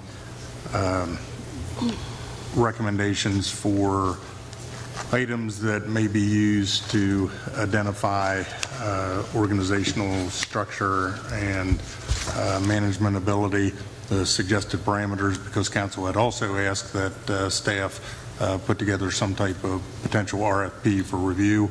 And to do that, we need to know what needs to be in that. So these were recommendations that would give metrics and different parameters and information so that we can accomplish that goal. The lease that's in there now, the attorney had suggested that we provide that to new Operation Cooper Street Incorporated to fill out some of the parameters of responsibilities, public purpose, etc. And of course, the public purpose is one of the big things that council has to specifically opine on what that public purpose needs to be, because obviously serving a public purpose is the overarching parameter, but it needs to be the public purpose that the facility is leased for and intended to provide. And I've said a jail is a public purpose, but that's certainly not the intent of facilities that you lease. So council has said they wanted to ensure that that public purpose was provided, so that was one of the blanks that was put in for this lease. And the lease that was provided to new Operation Cooper Street, of course, we got nothing back on that regarding the blank lease itself. We did receive the attorney's letter that opined on their position as far as filling out this lease, so we have nothing further to that. We do have some additional information that was provided late yesterday that we haven't reviewed at this point, but it provided to council for further information. And the intent of this is to ensure that the objective that council stated of providing a legally sufficient lease for a duration of a period of time has been accomplished. Debbie, you were first. Okay, I'm not an attorney, but I was just reading the agreement of the lease back in 2008, and that does say Community and Youth Center on the premises. It also states that the landlord can ask for reports as reasonably requested by landlord as to the services and activities provided or being provided on the premises, and that the tenant shall have the right to sublease the premises. Nowhere in here does it say that they need detailed financial reports, and obviously it does say that, you know, the tenant has the right to sublease. I know when we were asking before, I thought I heard that it was like the city was paying for 100% of everything that was going on in here. And as I was reading the tenant's responsibility, it says by 2011, 100%, of the tenant would be responsible for other things, including hiring, discharging, supervising all the labor employees. I don't think personally, the city needs to know every detail of detailed financials. It's not the city's responsibility to look at any financials of a nonprofit. And then the other thing that I'm looking at here is early termination. If one of 3 existing events have occurred, one is the community and youth center is not serving its intended purpose. Second is the best interest of the landlord is not being served by the tenant. Or C, the totality of use and management of the premises is not being used or managed for public purpose. They should be given a 30 days notice if this is not occurring. Now in 2015 it was also amended with also stating that it was valid because the rec center was serving its proper purpose of having the lease. Mr. Levin did sign both of them in 2008 and 2015. The last meeting I did state, instead of voiding it out and having all these legal issues that cost the taxpayers money, let's amend the lease. Add your provisions like you did in the boat club to satisfy the constitutional requirements in order to be compliant. We don't need to be spending a lot of legal fees and everything to have something that will be expired in 5 years. And why not in 5 years? We can look at any new leases to have things that you're requesting, maybe making sure that it's financially functioning, doing the right things for us to have the appropriate fees that we're charging owning the city property. But right now, to me, reading this, and like I said, I'm not an attorney, this is a legally binding contract here, and maybe we should just consider, again, adding provisions to satisfy the constitutional requirements instead of voiding and making a new lease, which is going to cost a lot of money in attorney fees. Okay, Donna, you're next. Thank you. I think it's important to point out that this is a unique lease among our not-for-profit dollar-a-year clients, or whatever you want to call them, tenants. In this case, we own the building, we maintain the building, so they have the property, they have the facility, they have relatively few expenses. You are relatively new to the area, but I will say that since 2018, they have not provided any metrics about the services they're providing. Every other not-for-profit that has a city lease, you can get financials, you can get metrics on who they're serving, what they're doing. In this case, we don't have it here. We have lots of pretty pictures and plans for the future. This organization also lost its child care license about that same time. So that's why they've outsourced one of their main purposes to the Y. So their value is that they're our tenant, but I don't know what value they're bringing to the child care area. So that is significant. Bill, you're next. Our attorneys asked us to put some parameters or give them some suggestions for an RFP, and the 13 that are listed here I like. I think we ought to instruct him to put out the RFP, and let's see where it falls. Okay. Melissa. Again, we're not, like Ms. Peterman said, this is unique. We own the building, we own everything. So I think we do have, I respectfully disagree with you, Ms. Luxett, we do have fiduciary. We have to make sure that whomever is representing the city, really, in a city building is doing the right thing. I'm very frustrated that we're having all this conversation because I believe personally that if the operation was running as it should, then those parameters that you see on exhibit number 4 would have been given to us in a day, and they just simply haven't. And we also have some more information that I'm not going to discuss today, but I've had several meetings with other nonprofits that have had a lot of problems, and at the end of the day, I just want good leadership in there. I want to be able to walk in and understand exactly what is going on in there. Not that we have one tenant in there that is subbing out all of their things. Then what's the purpose of having one tenant in there? We should have, you either have to restructure it or you have to make sure that we do put some parameters on there, and I'm not seeing that coming out of there. And I just want what's best for that community. Just because it's been a long-standing tradition there doesn't mean it's been running right. So that's why I would feel that if new Operation Cooper Street says they're doing everything right and there's nothing wrong, then why wouldn't they want to go into a new lease? What's the problem? The lease is there, the blank, you have a couple meetings and have some conversations, and boom, bam, it's done, if that's the route the council wants to take. But not doing anything to me is not, and it is different than Boat Club, like one of the citizens talked about. And it is confusing because we've got city leases out there that own buildings, and we don't own buildings, it's land. This is a unique situation. Thank you. Anyone else? Debbie? I still disagree. We're looking at emotions as well as it's not running. We don't know. We haven't, looked at their day-to-day. I understand that you're saying that we don't have these things. Maybe things have not been good. But you still have a binding contract here. And as this states, with everything that's in according to this contract, there is nothing that states that we are supposed to be looking at, how they've been running their finances and stuff. And yes, I do understand that they did lose it. The YMCA is over, with the kids and everything like that. That was outsourced. I understand all that. And you talk about it is a different situation. But and Ms. Peterman, I did hear you say that the city is paying for everything. But then I'm reading here in 2011, 100%. That the city or the tenant is paying for things. It's not 100%. And when I leased a building, I expected my landlord to take care of a lot of the maintenance and things like that when I leased a building. So I respectfully disagree with you. I'm looking at it purely as a contract that we are looking at. It is over in 5 years. If they are not doing the right thing and appropriately being what they say they're going to be, then in 5 years, let's revisit this and make a new contract with them. If they don't abide by it, then they can't renew.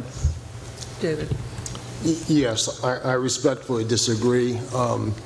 As the city attorney, upon review of the Attorney General's opinions and the case law, we do not have a binding legal contract, and my objective in bringing this matter to the City Council's attention was simply to make sure that the lease was rewritten so that it would be legally appropriate based on the criteria that is established by the Attorney General in the case law. All of the other discussions that the City Council is having regarding whether or not the current people that are operating the facility are doing a good job or not doing a good job is not my concern. That's the City Council's concern. My concern is that we have a legal contract. And yes, there are agreements that have my name signed on them, which in retrospect suffered the same infirmity that I've discovered in my recent examination. And the bottom line is that if it's not a legal contract and in violation of the Constitution as it's been interpreted by the Attorney General and Florida Supreme Court, then it does not exist. And it doesn't matter how long we allow that to continue to be utilized. It's in utilizing the language of the courts, it's void ab initio. It does not exist as a legal binding document. My objective is to make sure that whoever is running that facility does so on the basis of a legally binding agreement. And in my opinion, there are 5 specific things that the Attorney General says should be included in any of these types of leases. Does the lease recognize the absolute right to terminate the lease if the City Council determines that the intended public purpose is no longer being accomplished, the intended public purpose is no longer needed, or the city desires to use the property for another public purpose which is deemed to be more important to the city than the first? B, does the lease require approval of this lessee's programs by the city on a continuing basis? C, does the lease contain adequate requirements for the lessee to protect the city from potential liability by requiring the acquisition and maintenance of public liability insurance, by including indemnification provisions, and by including provisions to protect the city against any mechanics liens and other liens of any nature, such as mortgages? D, does the lease prohibit the assignment of the lease to another entity and or the subletting of the lease, at least without the written consent of the city council? And E, does the lease contain cancellation and reversionary provisions? The current lease does not include most of those provisions and therefore is inconsistent with the criteria that is established to require it to be a constitutional lease. And I'm simply trying to make sure that we have a document that is legally binding. Debbie? Mr. Levin, is that the 77.27 that you're referring to? I apologize. I'm referring to that there's several Attorney General's opinions and Florida Supreme Court decisions. The Florida Supreme Court decision of O'Neill versus Burns, 198 Southern 2nd, 1 Florida, 1967. The Attorney General's opinion of 77-27, 79-56. And those are the two primary Attorney General's opinions I'm referring to. Okay, but this, according to it, it's the Attorney General and AGO 77.27, which is what they're supposed to be in compliance with.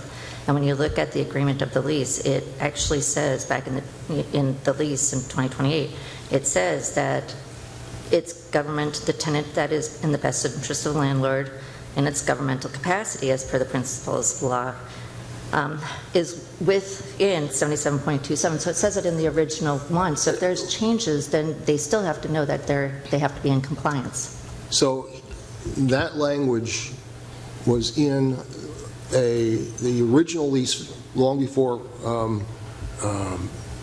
long before I was city attorney, number one, and long before there was any evaluation of that lease in terms of whether the lease satisfied the second prong of the test as established in that Attorney General's opinion. The first prong is public purpose, and as the preamble said, that it establishes a public purpose for the purposes of the Attorney General's opinion. I don't disagree with the stated public purpose, but it's not my place to disagree or agree. It's ultimately the City Council's determination as to whether it serves a public purpose. My concern is with respect to the second prong of the test, which doesn't include, the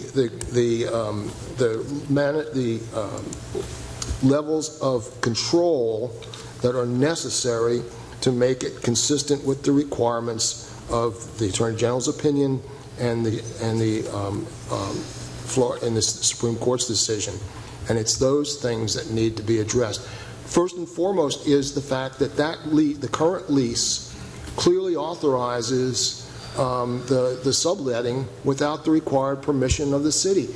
That's plain and simple in opposition to the requirements of the Attorney General and the case law as relates to the sufficiency of control by the city.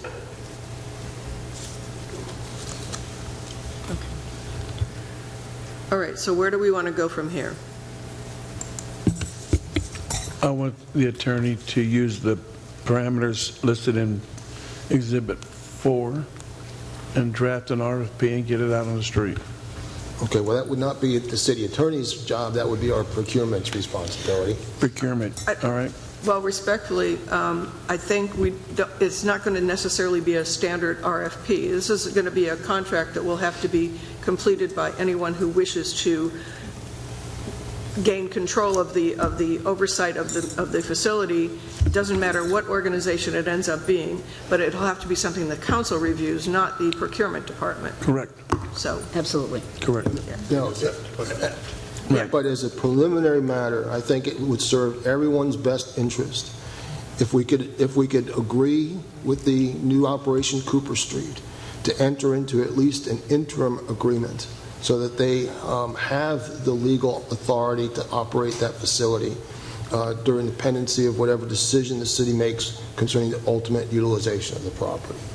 And so that would require a meeting of the minds between the City Council and New Operation Cooper Street as to how long that interim period would be, what are the terms and conditions of that interim period, and the quicker we can get that done, I think at least everyone will know what footing they're standing on. Well, two comments to that. One, the reason this lease was on there was for that purpose, and I believe the position that was returned from New Operation Cooper Street through their attorney was the letter that we have in here that says they will not be doing that. So in the event that the answer is no to doing that, then what do we do? And secondly, then, of course, the RFP, when you talk about long-term operation of the facility, that can also be New Operation Cooper Street.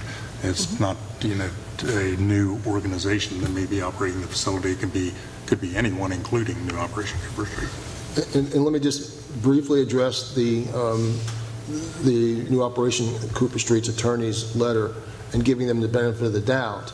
The letter addressed the concern that the city was making a determination that the facility did not satisfy the first prong of the test. That's not what the city attorney's concern is. It is that it doesn't meet the second prong of the test, the degree of control. And so I believe that the attorney's letter was trying to make a debate as to whether or not the lease was legal from the standpoint of the first prong of the test. At the moment, I don't believe that's in dispute. At the moment, what's in dispute is whether it meets the second prong, and I think that's something that can be resolved fairly quickly. Let me ask a question. Can the city have oversight on any sublease agreements that are written by the lessor of the building to subcontract type tenants? The city can negotiate whatever type of degree of control they wish. What needs to be done, at least at the very start, is to be able to put into the agreement the fact that if there is going to be a sublease, it has to be done with the consent of the City Council. That's not presently in the lease that exists with New Operation Cooper Street. And can we provide a standard sublease agreement that all the tenants would have to uniformly sign? We could do that if we wish. I'm not sure that that's entirely necessary. Okay. In preparation for the draft lease that unfortunately is not on the agenda but includes the reporting requirements, I borrowed or reviewed a lease that Hillsborough County has with the Museum of Science and Industry, or MOSI, up in Tampa, which is a nonprofit organization that's utilizing city property for a public purpose. And in that, there's some very good provisions as it relates to reporting requirements. The purpose of those reporting requirements, though, are not intended to have the city oversee the organization and the governance of the organization that runs or is responsible for running the leased property. The purpose of those regulations is to make sure that that the organization, in its utilization of the property pursuant to the lease, have the adequate financial capabilities pursuing the objectives that they promise are going to be pursued, and were the basis of the government's decision to lease the property in the first place. So it's not an oversight of the organization. It's making sure that the organization can accomplish the objectives that they are promising. And it's not onerous because clearly if we're going to be relying upon any organization to maintain operation of city property, we want to make sure that they have the financial wherewithal to raise the money and to provide appropriate funds to achieve the objectives that are anticipated on the basis of the lease. And while the organization may start off with all those appropriate funding mechanisms, if we're talking about a lease that is of any duration, the city needs to be able to make sure that they are able to maintain that wherewithal. And annual reporting requirements, I think, are important. Certainly Hillsborough County felt important to make sure that the objectives of the lease will be achieved. Not the least of which is liability insurance. I mean, they have to make sure they can fund and provide the city with liability insurance, because there could be things happening on the property that the city could be liable for if there's not an exclusion of that. The other thing, of course, is that during the term of the lease, again, when you're talking about sublease, one of the parameters, as I understand it, that requires city council approval, subletting, is because you want to be able to ensure that they're still accomplishing the public purpose. For example, I'll just be overly simplify it. If the public purpose is childcare and you're subletting to someone that's training adults for aircraft mechanics, that's not the public purpose that council would define. So by knowing what's in the lease and the subletting that subsequently would occur, you can continue to ensure that public purpose is accomplished. Debbie. So my biggest question here is, we talk about making a new lease because it doesn't match the two-prong test. And if I recall, with the boat club, it failed the first of the two-prong test, but you just amended the lease. Now with this, with the subleases, are we going to be relooking and saying every single lease is now void because all of them do not match the two-prong test and we don't have sublease approvals inside of it? So now are we going to start doing that with everyone from now on, going back to looking at the boat club lease?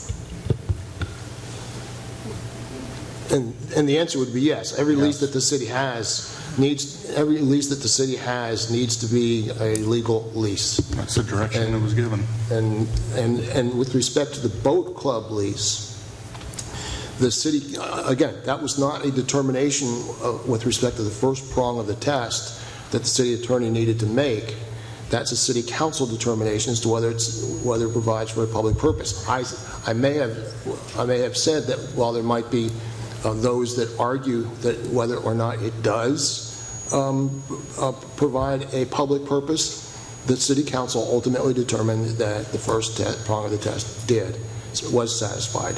And secondly, there was the indication, the criteria that was required in the boat club lease to meet the second prong of the test. So the boat club lease is satisfactory.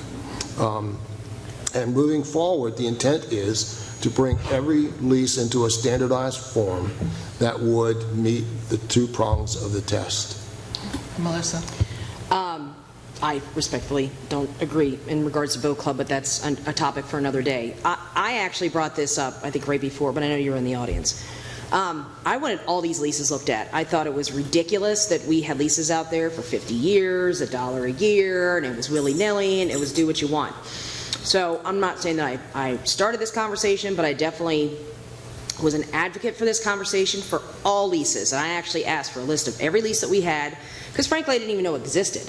And they are all different, because some the city owns the land and some the city owns everything, and it's been done very haphazardly. And I'd also said, again, once we get through all these, we need to have a tickler file. We need to have a file that these are reviewed on a 3 or 5 year basis or whatever we decide, and that we do have to have these parameters on here. So in regards to that, personally, I'm not picking on new Operation Cooper Street. I'm going to look at every lease. I'm going to make sure everything is what the city needs to be doing correctly for our community, and we're taking one step at a time, and right now this is the one we're discussing. Yeah, and to just expand on that, we did that with Peace River Wildlife Center when they made the decision to move up to the Henry Street property. Yeah. So they had a thorough review, and their executive director is here. So we've done that one. We've done the boat club, and in the course of doing the boat club, we talked about the importance of the boat club perhaps helping learn to sail as part of their public service, because it seems like a natural fit. And now we're on new Operation Cooper Street. And unfortunately, it's been very, very, very difficult to get any information from the organization. So, I mean, that is a serious concern to me, and giving them another 5 years, and they've been there since 1992. I don't know how much more time is required. So I'm all in favor of going to a temporary lease and starting this RFP process, and I hope they will apply. But then if they apply and win, we will know that they are capable of managing the facility to the standards. Debbie? So if I recall, when you were talking about the boat club, actually with the Learn to Sail, they only went over there because of the destruction of where they were previously, and then it was only a temporary, so it wasn't serving public purpose. And I think it was almost like it was strong-armed to make sure that they did that during that meeting. But again, it's going to have to be looked at again if there's going to be subleases inside of there in any of the buildings. So you're going to have to revisit the boat club as well as every other one if you're going to start making changes here because of Cooper Street that we're talking about today. Actually, we don't, because the boat club owns their own building. They lease the land from us, not the building. Melissa, you had your hand up. No, I'm sorry. Oh, okay. You put your microphone on. Okay, Bill? I think the thing that really needs to be pointed out with Cooper Street, it is different. We own the land, we own the building. We do the maintenance, we pay the water, we pay the electric, we pay everything in dealing with that building. Yes, we do. Yes, we do. Yes, we do. Yes, we do. And that's the thing that I think gets missed here. Matter of fact, we had to put cable or internet service back in place because it was not there when the Y went into the building, and they needed it for their after-school programs. So yes, we are paying for all of that. Melissa? I was just looking at it, Ms. Lux, when you were talking, and I just lost it, but I can pull it up again. It just basically kind of reads like a regular lease where basically the day-to-day is going to be on them, but when it comes to structural and HVAC and everything else. So, yes, I mean, what, are they paying for a light bulb that goes out? I'm sure they are, but that's, normal with anything. But they're not paying the structural advances and everything that I'm aware of. No. Okay, so you had a motion. Would you like to restate your motion? Well, what the attorney's asking, that we go into a short-term lease, is that what you're recommending, David? Or? Well, my immediate concern is that we enter into a short-term lease so that there is a legal binding document that allows them to be there and gives us the appropriate oversight of and protections that are required for any of these types of leases. Where you go from there is the City Council's prerogative. I have no recommendation. Okay. Well, I make the motion that we do go into a short-term lease with new operation at Cooper Street, at the same time using these parameters in Exhibit 4 that the city put out at RFP. What period of time? Oh, that's a good question. We should state that in the motion. 6 months? Oh, something like that. Oh, you mean for the short term? Short-term, like 3 months, 2 months? What's the feeling? I think it's usually 90 days. It's usually what. 90 days is fine. Because again, if I'm and again, I understand like whether it's going to happen or not. There's always okay, but if they enter into a short term, they come into compliance. We move on. It gives them 90 days, and then basically what I'm hearing is it would go out for bid, and they themselves plus whatever other entity would bid. And they would go through the process. Is that what I'm hearing? Right. Correct. My only suggestion, and I don't have an opinion on this, is that the length of the short-term lease should be long enough for you to be able to make a determination as to, A, whether you are ultimately going to send it out for an RFP, what the, you're going to have to review the RFP and then send it and approve it, and it goes out, and what have you, and then there's a selection process and what have you. It needs to be long enough to address that procurement process. Now, we could start it with 90 days and then have automatic 30-day renewals until an ultimate decision is made, but I think it would be helpful from a planning perspective to make it a little bit longer than 90 days if you know that the procurement process is going to have a particular course of time involved with it. 6 months? Well, 6 months we is have, what I'd say. 6 months. We have December, no more meeting. January, we'll be able to get it out. We have to get it approved and send it out. Then we have to give time to get them back. So we're already at 3 months. Then it has to be reviewed, brought back in for approval. Then determination made, back out, notice given. So 6 months is, I would say. Okay, again, this is something the city council will approve, not procurement. Correct. Absolutely. Yeah, procurement just has to send it out. Yeah. Right. So 6 months, you think, is reasonable? 6 months, yeah. That's your call, that's fine. I mean, do you feel that's sufficient? I'm being told that 6 months is sufficient. There you go. At a minimum. And let me invite new Operation Cooper Street to contact the city manager's office, get a copy of the most recent blank lease form that includes the reporting requirements, fill in those blanks as it relates to what new Operation Cooper Street is going to be doing during that 90-day period, what you're looking to the city to do during that 6-month period, and let's get that brought back to the city council at the next city council meeting. Okay, we have a motion on the floor. Is there a second? I'll second.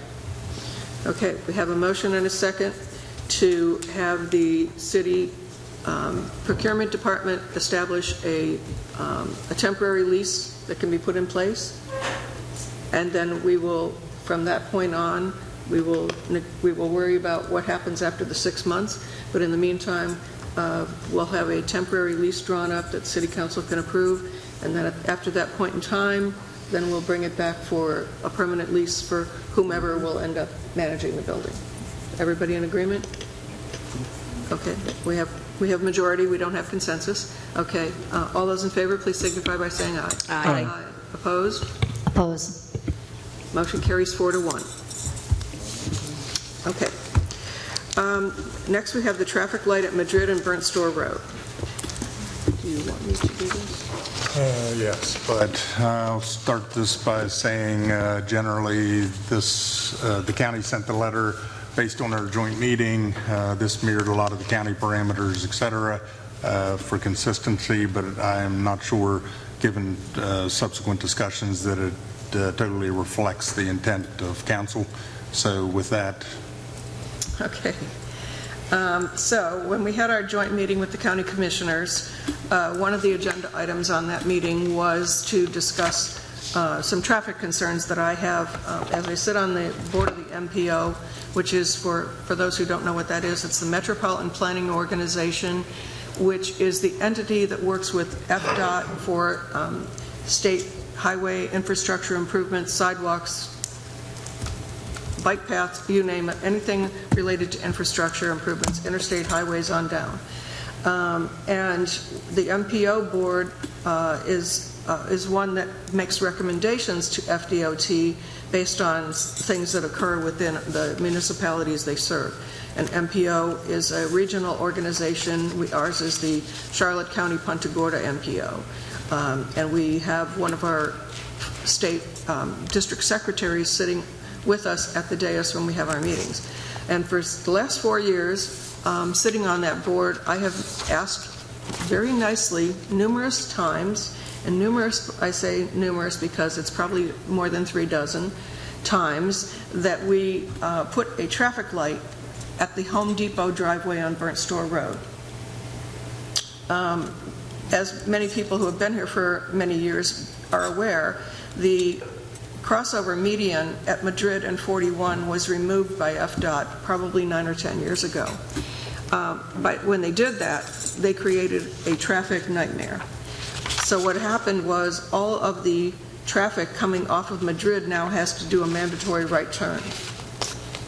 So what happens is all of the truck delivery traffic and car traffic coming out of the shopping center onto Madrid will either have to come out to 41 and turn right and then go to the light and make a U-turn to go north, or they cut across Tripoli in a residential neighborhood of Burnt Store Isles at high speeds, frequently high speeds. We've had to do numerous traffic enforcement there.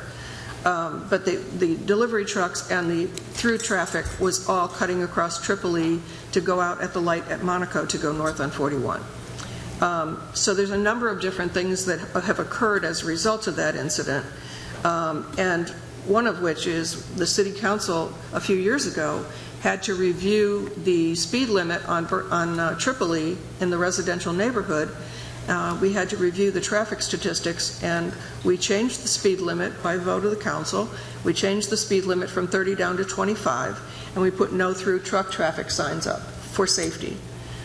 We still continue to have traffic going across, a lot of vehicular traffic that speeds a lot.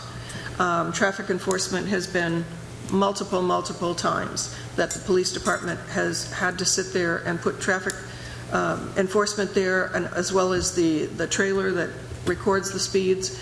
We have a consistent problem on that road. What we're trying to do is eliminate the negative safety issues that have occurred by the median being closed down. So by putting a traffic light on Burnt Store Road, and I'm sorry if I'm taking a long time to tell the story, but it's kind of a detailed one. By putting a traffic light at the Home Depot driveway on Burnt Store Road, it would force all the delivery trucks to go out that exit to turn left onto Burnt Store Road, go out to 41 and turn left to go north on 41. And that would hopefully divert some of the commercial traffic, at least, off of where it currently is going. And at the MPO meeting 3 or 4 years ago, when I requested this, I had concurrence from 3 of the county commissioners at that meeting, and the county did a traffic survey the next day, and only after about 3 hours they determined that a traffic light is warranted. And in fact, there are now 3 driveways that are on Burnt Store Road coming out of the shopping center. Right now, 2 of them are right turn only. The Home Depot driveway is a left or right turn, which is like taking your life in your own hands if you do a left turn right now. So the request, supported by FDOT, even though it's a county road, it's not a city road, it's not a state road, it's a county road. The request from FDOT was that if we put a light there, it should be at that driveway where the tower sign is, which impedes the line of sight for cars coming south on Burnt Store Road. So that's been in place for quite some time. However, when we had our joint meeting, there was a lot of discussion about this. A couple of the county commissioners said they didn't want to see a light that close to 41, when in fact FDOT and the county engineer have all said it is warranted and it's an okay location to do that. The conversation then evolved to going back to Madrid and requiring FDOT, which I put my tongue in cheek when I say requiring, because FDOT doesn't do what we want them to do. They do what we don't want them to do. So the other statement that was made was that they want to see the light put at Madrid and reopen that median. I'm inclined to tell you that FDOT's not going to do that. I know I've worked with FDOT now 6 years. FDOT's not going to just put a traffic light up there and open the median up. That's not how they do business. So I'm concerned about the way this letter is drafted, and I'm not in agreement that if we put a light at Madrid, that we don't put a light at the Home Depot driveway, because if you make all 3 driveways coming out of the shopping center right turn only, then what? Then they have to go down Burnt Store Road, and then what? If you have delivery trucks, they have no place to go north on 41. So I don't see that as a solution. And not the least of which is something that's not even on this letter. I had a conversation with my contact at FDOT yesterday. Thank God we have Melissa with us today. Melissa and her spouse were in a very serious, very serious car accident Friday night. Their car is totaled and they're pretty banged up, and her spouse has to have surgery next week. Ackline Road and 41 is where it occurred. We have a serious problem there, and I've requested from FDOT that they take a look at putting the traffic light back up that they took down. When Burnt Store Road was widened a few years back to 4 lanes, they had a temporary traffic light at Ackline and 41, and for some unforeseen reason, when the road was reopened on Burnt Store Road, they took the light down. And I think they need to put that light back up. That's one of the worst intersections we have in South County. So I would also like to see that added into the letter, and if, with your blessing, I would have this letter amended before it gets sent to FDOT. Melissa. Well, and thank you for saying that. That's actually something I was going to bring up in my comments. But yeah, and I know, and again, if you talk about coming right out of Home Depot, what's going to happen is those trucks are actually going to go down Ackline, and they're going to come to Ackline to make a left back on to 41, and that's how the accident happened. It wasn't a delivery truck. It was just an accident where a lady, it's a perfect storm, we're coming southbound on 41. I don't think she saw the stop sign on Ackline. I don't know, but we literally T-boned her at 50 miles an hour, and it was something that thankfully everybody is okay, you know, other than some injuries. But I would like to get consensus immediately to reach out to whomever we need to do, and I don't know which jurisdiction it is. I would like to see a stop sign flashing on both sides of Ackline immediately. I think that people aren't, at the nighttime, are not seeing those stop signs coming off Ackline either direction. And I think that's why, and I've talked to a lot of first responders that have been there as well, that say, and the majority of it seems like they're running those stop signs at Ackline. So immediately I'd like to get flashing, you know, the little stop signs that flash at you on both sides of Ackline. I think that's going to help with people at least seeing that and not thinking it's just a thorough road and there's not a major highway crossing that. Bill? Yeah, I can agree to that. The other thing, too, is I reported back to y'all and to the city manager, and when I went to, as your representative on the Transportation Committee with the Florida League of Cities, we had the Transportation Secretary there, and he reported that they have $1.2 billion sitting up there in Tallahassee for road work and for traffic lights and stuff like that. And Greg said that they're working on it, trying to get it up and running because they haven't, but it's there, and we should apply for that, and hopefully it won't cost us any money to put those things up. But it's there. Does everyone agree with the light at the Home Depot driveway, number 1? Does anybody have an issue with that if I pursue that? Okay. What about Madrid? I agree. I would love to see it happen. I agree. I don't know that FDOT's going to listen to us, but I'll be happy to push for that as well. And Ackline Road, I think we absolutely need a light at Ackline. There was one there, and it worked perfectly. Yeah. And that was even before we've had the influx of people. So. Yeah, and I told him that yesterday. I said, I have no idea why they took that light down. I think it was actually, I think it was up for construction reasons. Yes, and then they just, Burnt Store Road was closed. Yeah, so I think that's why. So it was just a temporary thing. But I mean, living there for as many years as I have, it worked fine. So there's no reason why they shouldn't. I think it was a temporary light that they put up while the construction was going on and the widening of the road was going on. And then when they felt like they didn't need it anymore, they took it.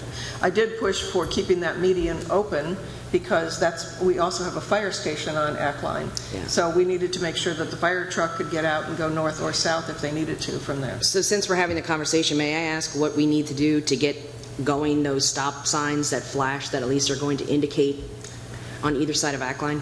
Consider it taken care of. I will contact FDOT. I will put a letter separate from this. I will put a letter together because I told them that I would send information on what happened Friday night in a separate email to them with photos, and I want to make sure that they understand the importance of that intersection just as much as any other. But I think we have 3 intersections we have to be concerned with.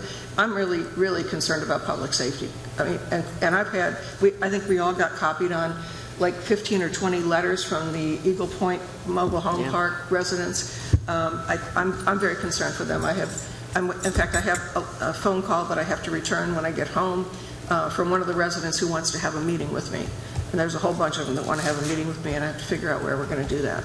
I definitely feel public safety is critically important, and we have some very serious traffic problems on Burnt Store Road. So that is just as important as the others. But we'll put in the letter to FDOT encompassing this, we'll have all 3 intersections on that one. Everybody good with that? Mm-hmm. Okay. All right, that's all we need then. Thank you. Boards and committees, City Clerk.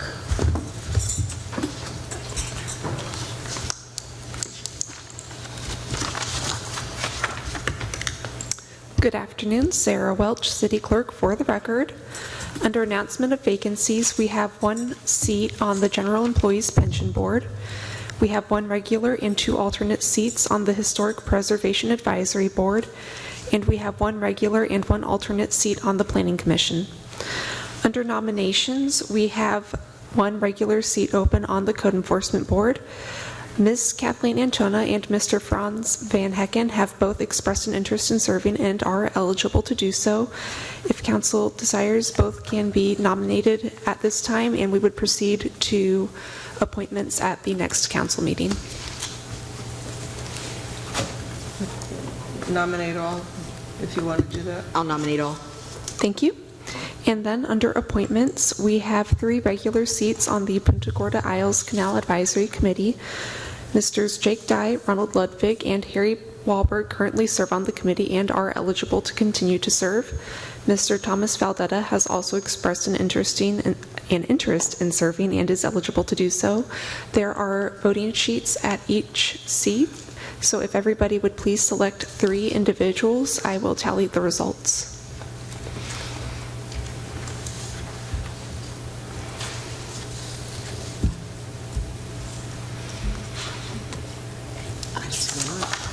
Ms. Muck has a question.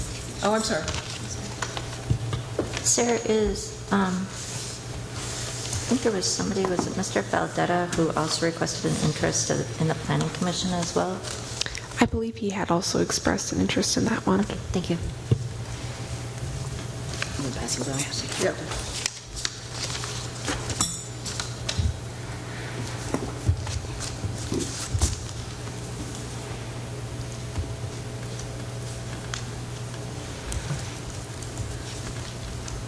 And I believe we did also have an application submitted just on Monday for the Planning Commission.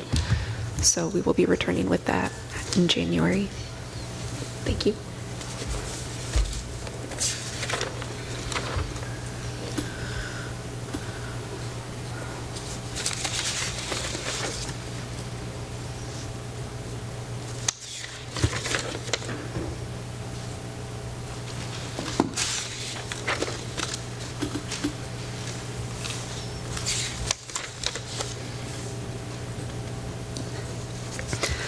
All right. Messrs. Jake Dye, Ronald Ludwig, and Harry Wahlberg received the majority of votes and are thus appointed to the Punta Gorda Isles Canal Advisory Committee meeting. Okay, thank you. Thank you. City Manager. No. You have 3 minutes. Well, I think I'll just leave it at this is our only meeting in December, so we'll certainly be working hard through the holidays as city staff to continue to promote public safety and the charm of the city. The Christmas tree lighting was very nice, went very well, and we see those type things and all the people that enjoy our city, and it's just a pleasure to be part of that type of organization. So wishing everyone happy holidays, and we'll still be there if you need us. That's it. Okay, City Attorney. I too wish to grant or wish everyone a happy holidays, and see you all next year. Okay. City Clerk, do you have anything additional? Okay. I just have a few things. I did drop a quick email to the Tree Lighting Committee and thank them for a great event. Friday night was incredible. Everybody that was there raved about the event, and I have to honestly say it was very well executed. Everybody that was there that I heard talking were just having a lot of fun. I liked the new layout. The logistics of it was much more conducive to keeping everybody in one confined area where it was a little bit more inclusive. So I think that really worked well. But I did send them a note and thank them very much for doing what they did. And Melissa, thank you for being a part of that. We have the Christmas parade on Saturday. Step off is at noon from CPAC, and it terminates at the event center, and I know we're all going to be there. So that'll be a lot of fun, and we're hoping that Mr. Gibbs, our illustrious fire chief, is going to get the fire truck working for us. Otherwise, we have Plan B. And if we have Plan B, wear your jeans. But everybody wear red, because it'll be fun to have everybody doing that. We also have a couple of other events coming up.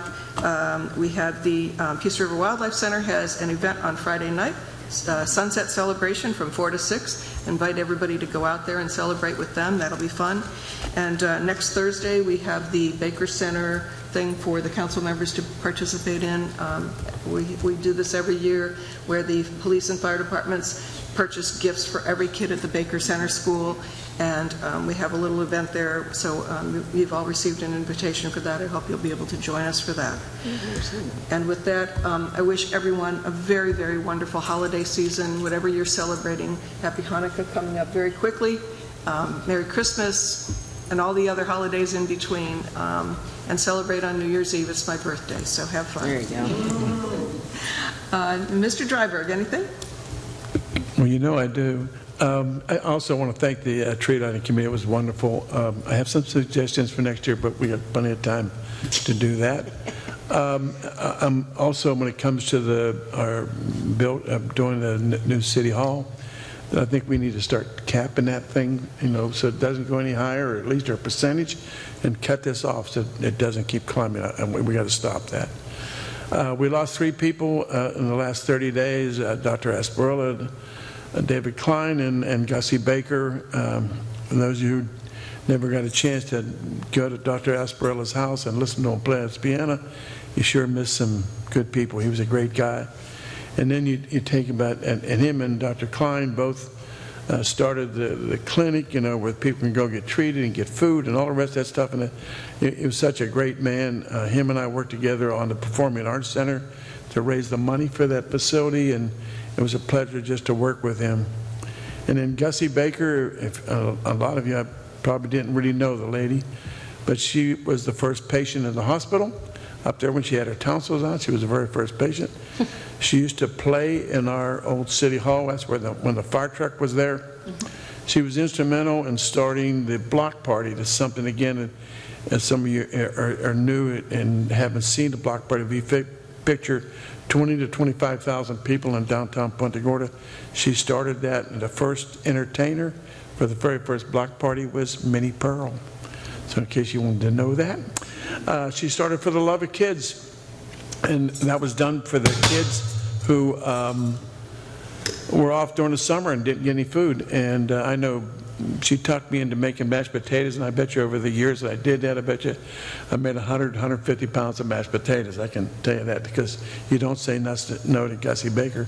And she was also very instrumental into doing bringing the African American kids into Charlotte High School. And we were the first high school, I don't know whether you guys know that, in the state of Florida. That happened here in Punta Gorda because of Gussie Baker. There's an alley that runs from the Wyvern Hotel to the Ice House. And I would like for us to consider naming that unnamed alleyway Gussie Baker Way. And it would be there from now on. There is a street called Gussie, but most people don't realize that's named after her. It's just Gussie. So it's something for us to think about. And that's it. Happy holidays, everybody. Have a Merry Christmas. Donna? I would just like to mention that I know the Freeman House, we've decided that our best path is probably mothballing it, but I do want to recognize the work led by Team Punta Gorda and the Charlotte Community Foundation on bringing together all of the history organizations to consider ways to use the building. And they had some good ideas. Unfortunately, I don't think they've had an opportunity to present those. So if maybe staff can arrange to get it distributed to council, but they did put a lot of effort into it. And as Nancy Johnson mentioned to me, it is very difficult to get all of the history organizations to cooperate. So we believe this was a great partnership, and I think it holds promise for the future. I'd also like to commend the Tree Lighting Committee. I ran it in 2019. It is not a simple project. It's the best I've ever seen. I thought Jackie Mays and Carlene Zekas did a spectacular job, and I'm really glad everybody appreciated their work, and Melissa for being their sponsor, I think really made a difference.